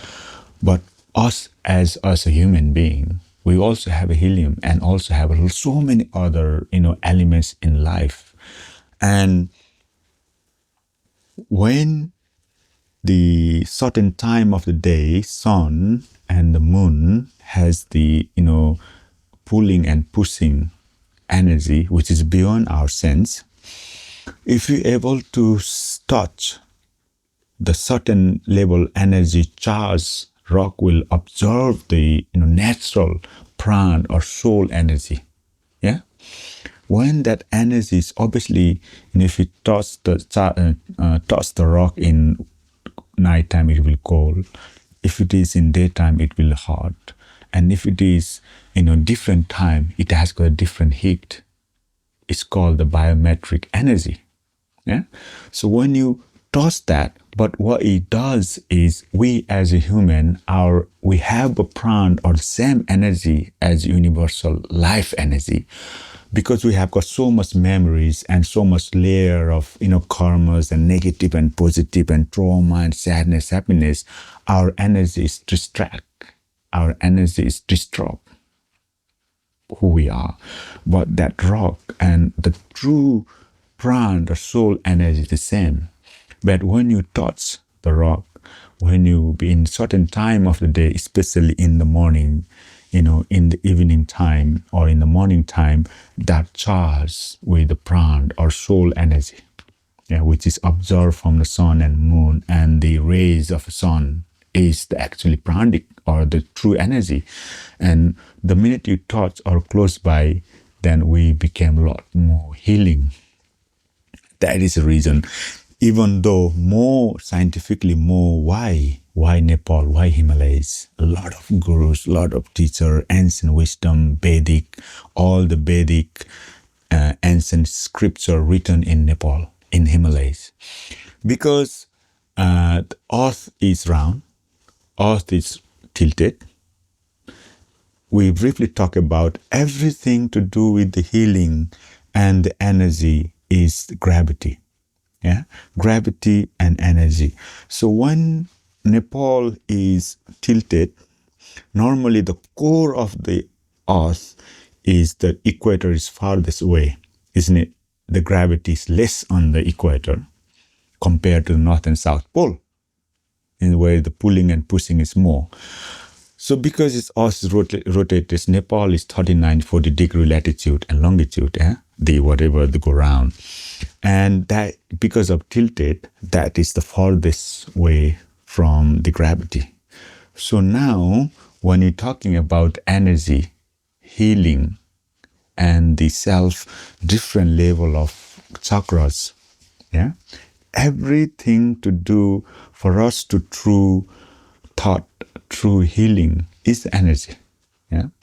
So once the energy is in the right level and right form, so we are away from the gravity of earth, then it's easy to evolve and realization, because energy pulling and pushing is less.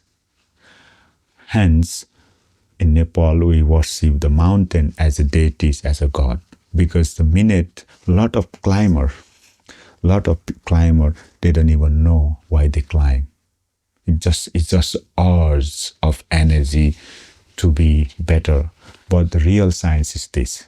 Real science is energetic form. That's why people can't grasp. People can't understand why it challenge. Because the urge within us is always driven to be the pure and beyond ourselves. That can only be realized when you are there. Your feeling is different. People can't describe because it's beyond our perception and sense. And because the place has so much charge, the mountain away from gravity and the sky, often when they're standing on the mountain of Himalayas, they feel like, oh my God, I'm top of the world. I feel positive. But the reason is that it is closer to connect with universal energy, that charge with the prana or the soul energy, which is beyond our trauma, our jealousy, our identity and ego. Talking about the mountains, you were a mountain leader in the SAS. What is the mountain division or troop of the SAS? So this is really special, to be honest. I think that's what, even so, we before we speak, why they actually SAS so closer with the ancient well-being or the energy form. Because, we see the flag here, all the flags are elements, 5 elements, isn't it? Like earth, space, air, water, and regiment SAS is the same. Either you believe or not, isn't it? The air is specialist, the water is specialist, land is specialist, and mountain is specialist. Yeah, no one actually talk about this thing, and that means they master the elements of the human life. They master the energy in different level, And also, I think the thing is, and obviously, I don't know, how many years ago we ever come up with these troops and then the skills, which is through the mastering ourselves. And the one of them being obviously mountain. And when I pass the, selection, it is very interesting. I think I would say I choose the mountain because I'm from Nepal. I think I will be good at mountain. But when I first time come to the office, and there's like Chris, and he's now one of my best friend. He was my first commander, and he's like, welcome. And it's like, oh, can you ski? No. Can you climb? No. Can you do ice climb? No. And why the hell you choose mountain troop then? It's just like, oh, I'm from Nepal. I thought I'm good at mountain. So it's actually no. But the thing is, like I said, we got this infill skills to master and became good at this element. So I choose the mountain. I was again very fortunate. I was straight away, he find it my weakness. If you want to survive here and not going back to the Gurkhas, you better do training on them. I said, like, you know what, I did it, and it's hard, obviously, but I think it's also in a life, a lot of us deemed to not to recognize our weakness and not to accept our weakness. The greatest thing is to recognize early through the meditation, or some of your teacher or some of your master or your parents were able to tell you, and then we should do more work for that in order to be strength. And then over the like career, I became obviously mountain kind of trooper and mountain expedition leader. Yeah. What's the typical work you guys were doing as part of the mountain sort of troop? So we are obviously the leading a fixing rope of finding the routes, and still now modern world, the whole earth is pretty much all the different terrain we have to tackle is pretty much like mountain. And if you look at the conflict now, there's a lot of mountain, snow and rock. So our role is to make conquer in safely, first of all, not ourselves, but we have to make safe ourselves and our comrades, the people working with us, the supporters, everyone. The mountain troop job is make sure we need to identify the danger of the mountain. We need to understand the snow. We need to understand the altitude. We need to understand the way the rock form, so that we can have a perspective, better perspective, deeper perspective of the roots of the challenging, of the situation, like the subjective and the objective danger. This is only can be understood when you have a deeper understanding and understanding the condition, the who we are, the environment. So our job is to, say, whatever through us, the situation, life or death, or any situation. So as a mountain troop, we will be leading, fixing, finding, and resolving, and saving life. So now you've had this this full circle back to the younger self, where you were spiritual leader, and you are like serving communities now, and you talk to groups of people.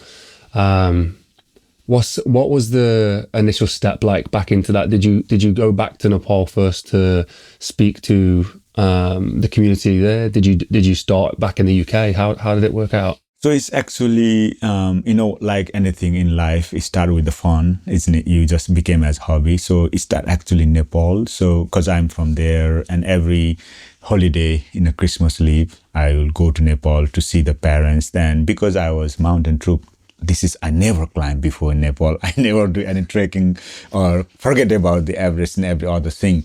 And I went to then I said, oh, actually a lot of British people and foreigner go to Nepal to trek, but we never saw. Then I said, I went to the holiday on Christmas leave, and I said hello to my parents. I said like, oh, I'm just gonna go to trekking, to the Everest base camp or one of the Annapurna, little bit mountain. My parents still couldn't understand. Oh, what's going on? We are here. We never go and trip like this one because we live here. But no, it's just like different. And then because I'm being a mountain troop, and we have one of the skill we have to master is ski. Yeah.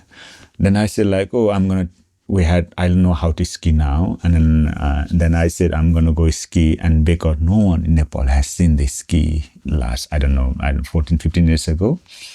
Then I carried the ski and I went up in the valley in Annapurna region. And it's like, and then I was talking about, and also fascinating. Sometimes you wasn't have intention to do that way, but you going, but it's just so many people fall in love, isn't it?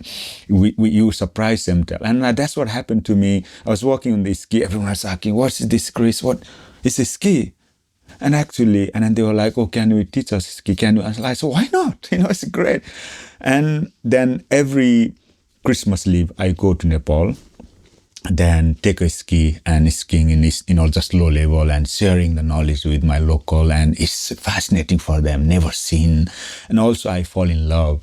Then every Christmas, then it's kind of became the, festival is in Annapurna region, like, oh, we'll go. And then local couple of 10 people come, and it's just a good time, traditional dance, tune, and, like ski. And then I think maybe 3 or 4 years time, and they were saying now, because this became a little bit kind of things in Nepal, everyone culture is talking, and we cannot just do it. You have to do the properly, you have to register something, broken legs and things like that. And what we have to do then, we just register the, like trekking and skiing, then you can come in official, with the health and safety. So yeah, and then that's how, I started kind of slowly the, life of, mountain, I guess. So now you cover like loads of different subjects, and you talk to people all over about these things. And I don't know where to pick on, but the one that stands out to me, that I think we've spoken about visualization and manifestation and stuff like that, which I think is amazing.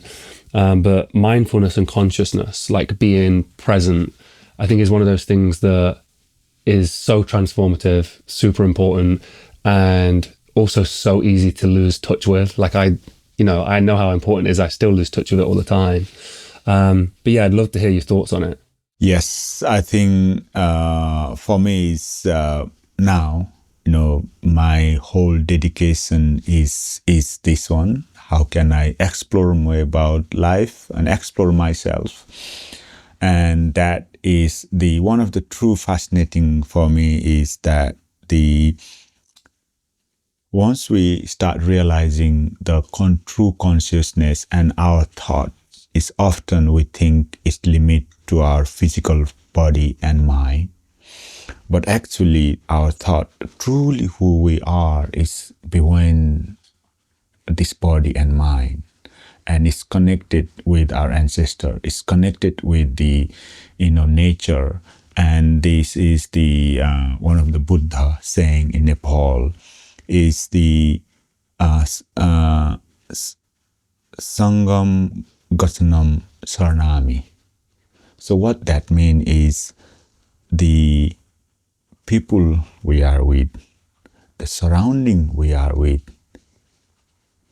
has a direct, so many level of impact who we will be tomorrow. So that means always find the place and the people who will evolve you in a true conscious manner. Because what that means is, if we are just limited ourselves within this physical and mind, how are we going to evolve? Everything we learn, our thought is a past memory. The thought is never be a new memory. It can't be.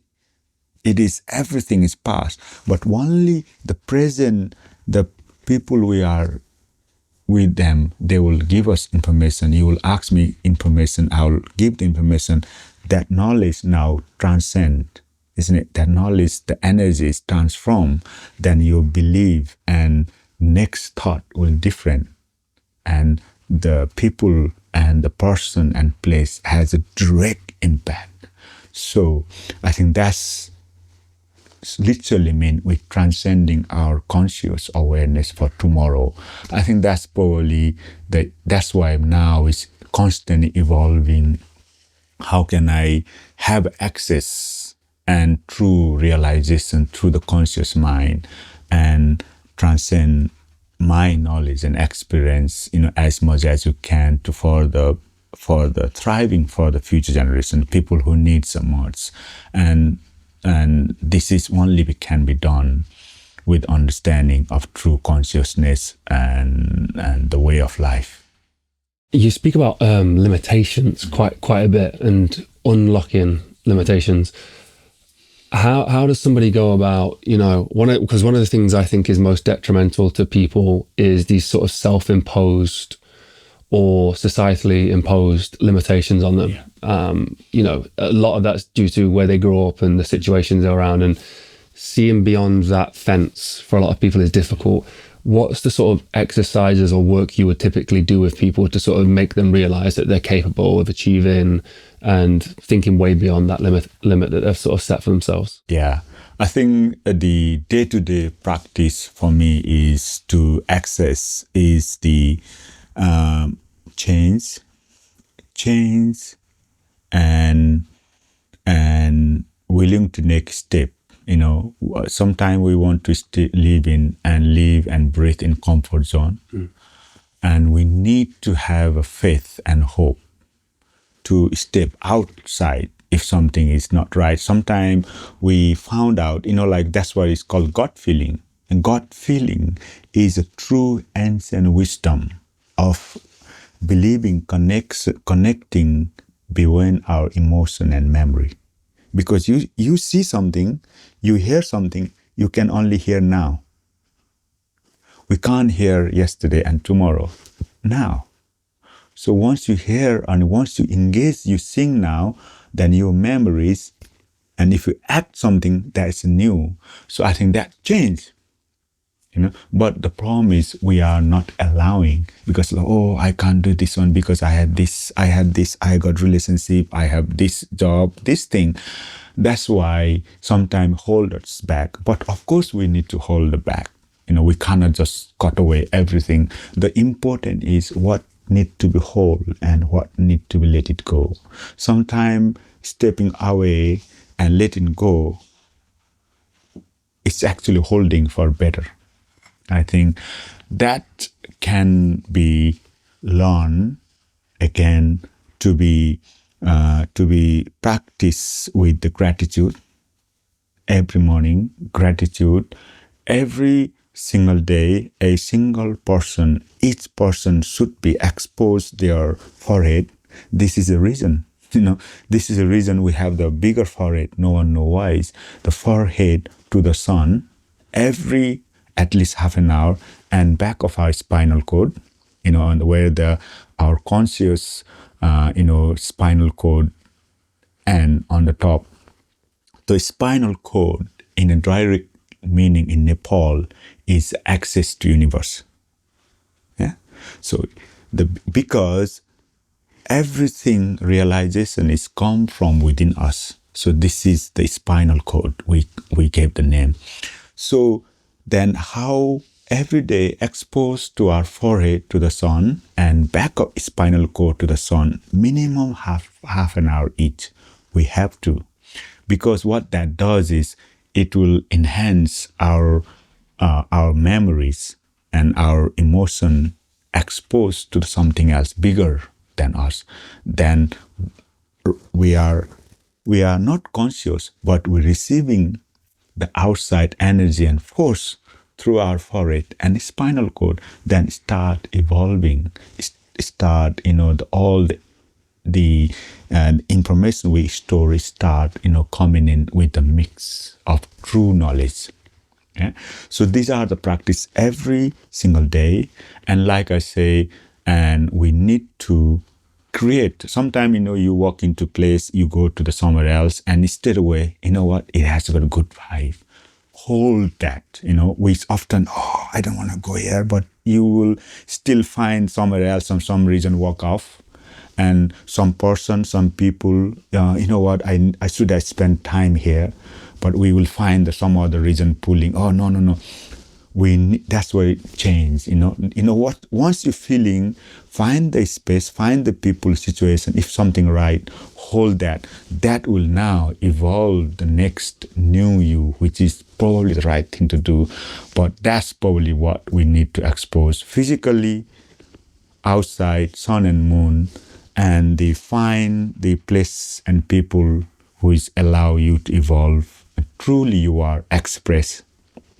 That's the time, and we can, teach us. And sometimes they will show us, and if we have a, feeling, and we need to allow it. That's why I guess being out in nature feels so good. Yeah. You said as a kid you would do cold water showers, and you do a lot with some of your work that you do now. You do a lot of wild swimming, and I swear by cold water. I love cold water. Like, I think it's amazing. But I'm curious as to what you think the reason that feels so good, what it's doing for us, that sort of heals us, makes us feel great. Yeah. So I think first of all is what they call is easy win theory. Did you hear about easy win theory from the No. Cambridge University? No. So you can actually type easy win theory. So physically, in the conscious or scientifically, so it challenges us, our physical. Yeah. The easy win theory is when you do it, you thought became, then you decided to do it, then physically you do it. Yeah. So you are winning your psychological and your physical aspect by putting in challenge yourself. You know that you don't want to go to the cold shower. Your body's like, no, I want to be comfort warm. But somehow your conscious mind is a little bit more aware. You know what? I'm going to put myself physically pain. It's a pain, isn't it? So you are already winning. Yeah? Easily win theory. So that's what one really, really scientific psychological benefit is. Now, whatever you put on your mind, we call the mind or mantra or mon, all the chanting, all the pose, yoga, meditation, ancient chanting is allow your conscious mind to took over your ego. Yeah? So you winning your thought. That's one thing. And if you have the daily routine of thinking and putting in perspective, you are winning.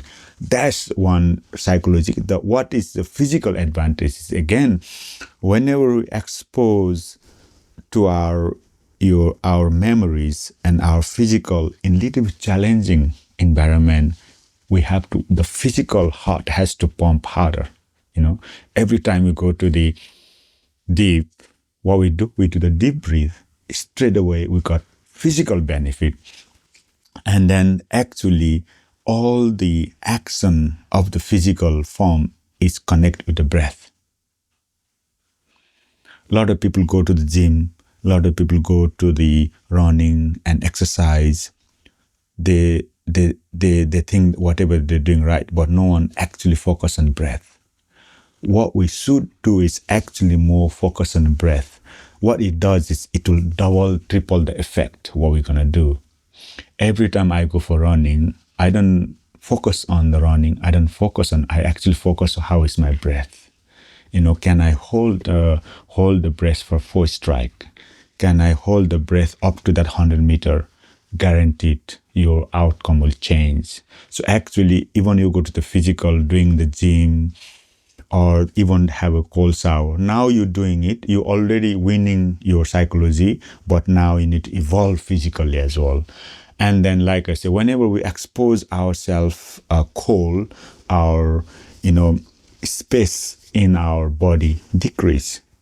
Yeah, body, the space when it's decreased, then it contract our muscle, and all the negative thing which is wanted to not to go there is losing, isn't it? Because you are going, oh, I thought I want to have a cold shower. No, I want to have one. No. But that minute you put yourself, that negative vibe start now dying, because you are not giving the energy for that form, but you giving the energy for the positive psychology, which is good for your physical, mental, and psychological. Then you do that by contracting the muscle, and then you squeezing out all the negative form. When you are come out, that's why you feel so fresh, because you are expanding the air space in between the human cell. Then when you expanding, what you do, you grab the positive energy, and that feel it, then slowly, then you are winning, you're winning psychology. This is the true benefit. Then also other deep, like if you really want to do the high altitude and minus 40 degree, then that is where next level is. Whenever we are in survival situation, either cold, hot, war, fight, or heat, or the physical stamina, first of all, our extremities start going down. Yeah, heat illness, cold illness, any disease, everything, people start dying. The physical body will give enough from extreme part, the toes, legs, and eventually come to our key organs. So one of the key organs saving is a liver. It is actually one of the biggest organ in human body. Yeah, when you go to the liver, because now physically the cell can't do anything, if putting so much stress, then the liver, it generates its own heat wave from inside. What they now find is that heat wave will destroy all energy, negative energy which is creating against us. That it will enhance the true heat wave from inside. It's like volcanoes, it's like inner volcanoes, which now bringing the true energy within us. That actually find healing for any chronic disease, healing for the, anxiety, depression. So this is even a better, result, having exposed to the cold or the extreme environment or the climbing, all this thing, there is so much benefit with the, physical and mental. For me, the overcoming something you don't want to do, I love that. For me, mentally, it's amazing. This question, I stopped asking it a while ago, but I think to our guests, but I think I'm really interested because we've had such a variety of conversations here. It's a deep one. What is the meaning of life? Yeah, I think it's the very, very deep.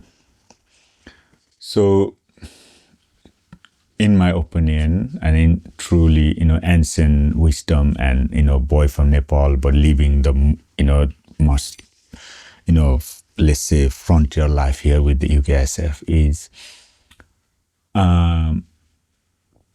we as a life is to evolve, is to realize, not with avoiding anything, with confronting, and to face challenge, and to take a challenge, be a warrior with a conscious mindset, and reflect and evolve with the thoughtful and realization.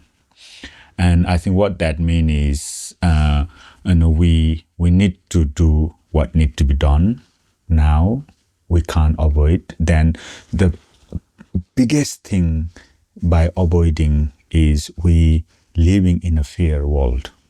We're living in a suffering and anxiety world because we're avoiding. We think physical avoiding is the thing, but no, we have to go hard. Bring your true warrior, face it.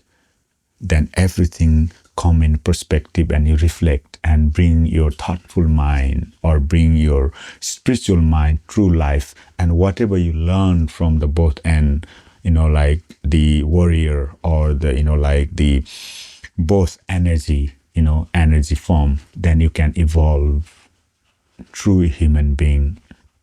In the ancient traditional, we truly practice the like Ida, which is the left side breathing, and which is the feminine energy or the moon related energy, and we practice the right side breathing, which is the masculine or the sun orientated.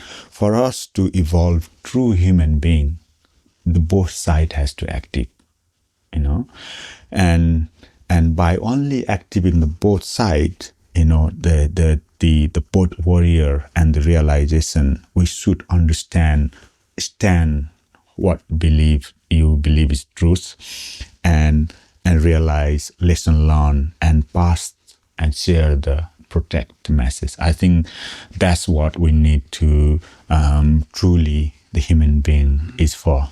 Earlier you said you can't just be the warrior. You must have the kindness and the goodness as well. If you're just the warrior, then you can get influenced in different directions. What happens if it's the other way around? Like, what happens if you've just got the consciousness or maybe the good thoughts and the good feelings, but you don't have the fight or the warrior inside you? So that means our whole humanity will destroy it. In a couple of years' time, there will be no human left in this earth. What that means is, in Himalayas, we say for the mother and for the generation to survive, now the youngster has to face the war. If we're not facing whatever is right now, eventually next generation will have to face even worse. Isn't it? What I mean, that's why sometimes I'm not against the, my own ancient healing or the monk side, because in a way, this ancient wisdom is like 1,000 years old. They started 1,000 years old because that time was perfect. There is no war. There is no, they didn't have to face this situation, the situation we're facing now. We can't live the 1,000 years ago principle, which is they didn't experience this world. I think that's why for me, what is important today is that if we only have the peace and kindful and joy, there will be no UK tomorrow.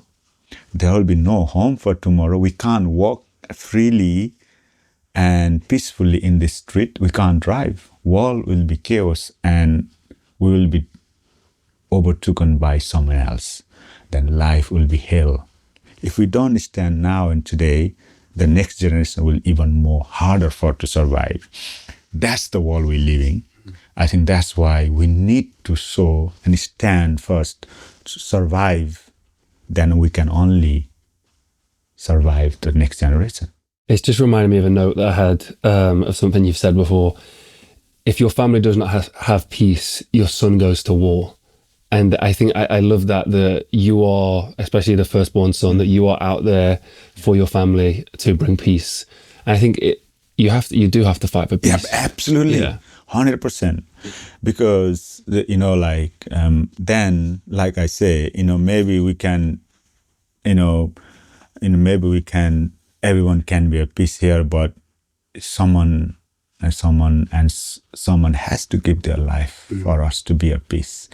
And that is the service, and that is the time either we do our part, and our grandfather, everyone, whoever did 1,000 years to protect this peace and this environment, and so that joy, our family, our country can hold that. I think this has to maintain. Otherwise, again, if we don't do it, next generation has to face even harder and tougher. And I think people, we've all heard the various quotes that sort of capture that, but it's so true. And yeah, I'm sure we all wish that we could all live peace and, peacefully and all get along and peace would be protected just innately, but it's not the case, unfortunately. No, it's not.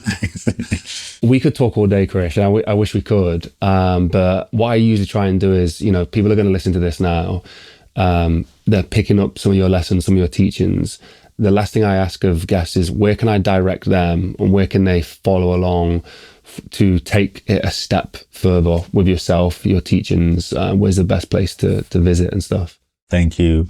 And I am I think warrior monk all the way, and all the media, and my work at the moment is definitely a lot more with the meditation retreat, which is pretty much everywhere, like on all my media platform. And now I'm definitely taking the trips, especially I'm very passionate taking to Nepal. I confirm the dates, and which next one will be in April next year, which is 7-day trip. I think maybe we can talk about this stuff, do the whole series. And the next one is, of course, I will do. My aim is, if all well, have the set up the warrior monk, the way we fight, stand, and also evolve as a true human being, to give the spirituality and the life I understood today, which is very important for us to understood both, the modern scientific AI driven and also the human we truly need to be in order to send and save the humanity for the future. I think that's what my passion with the warrior monk and Thapa.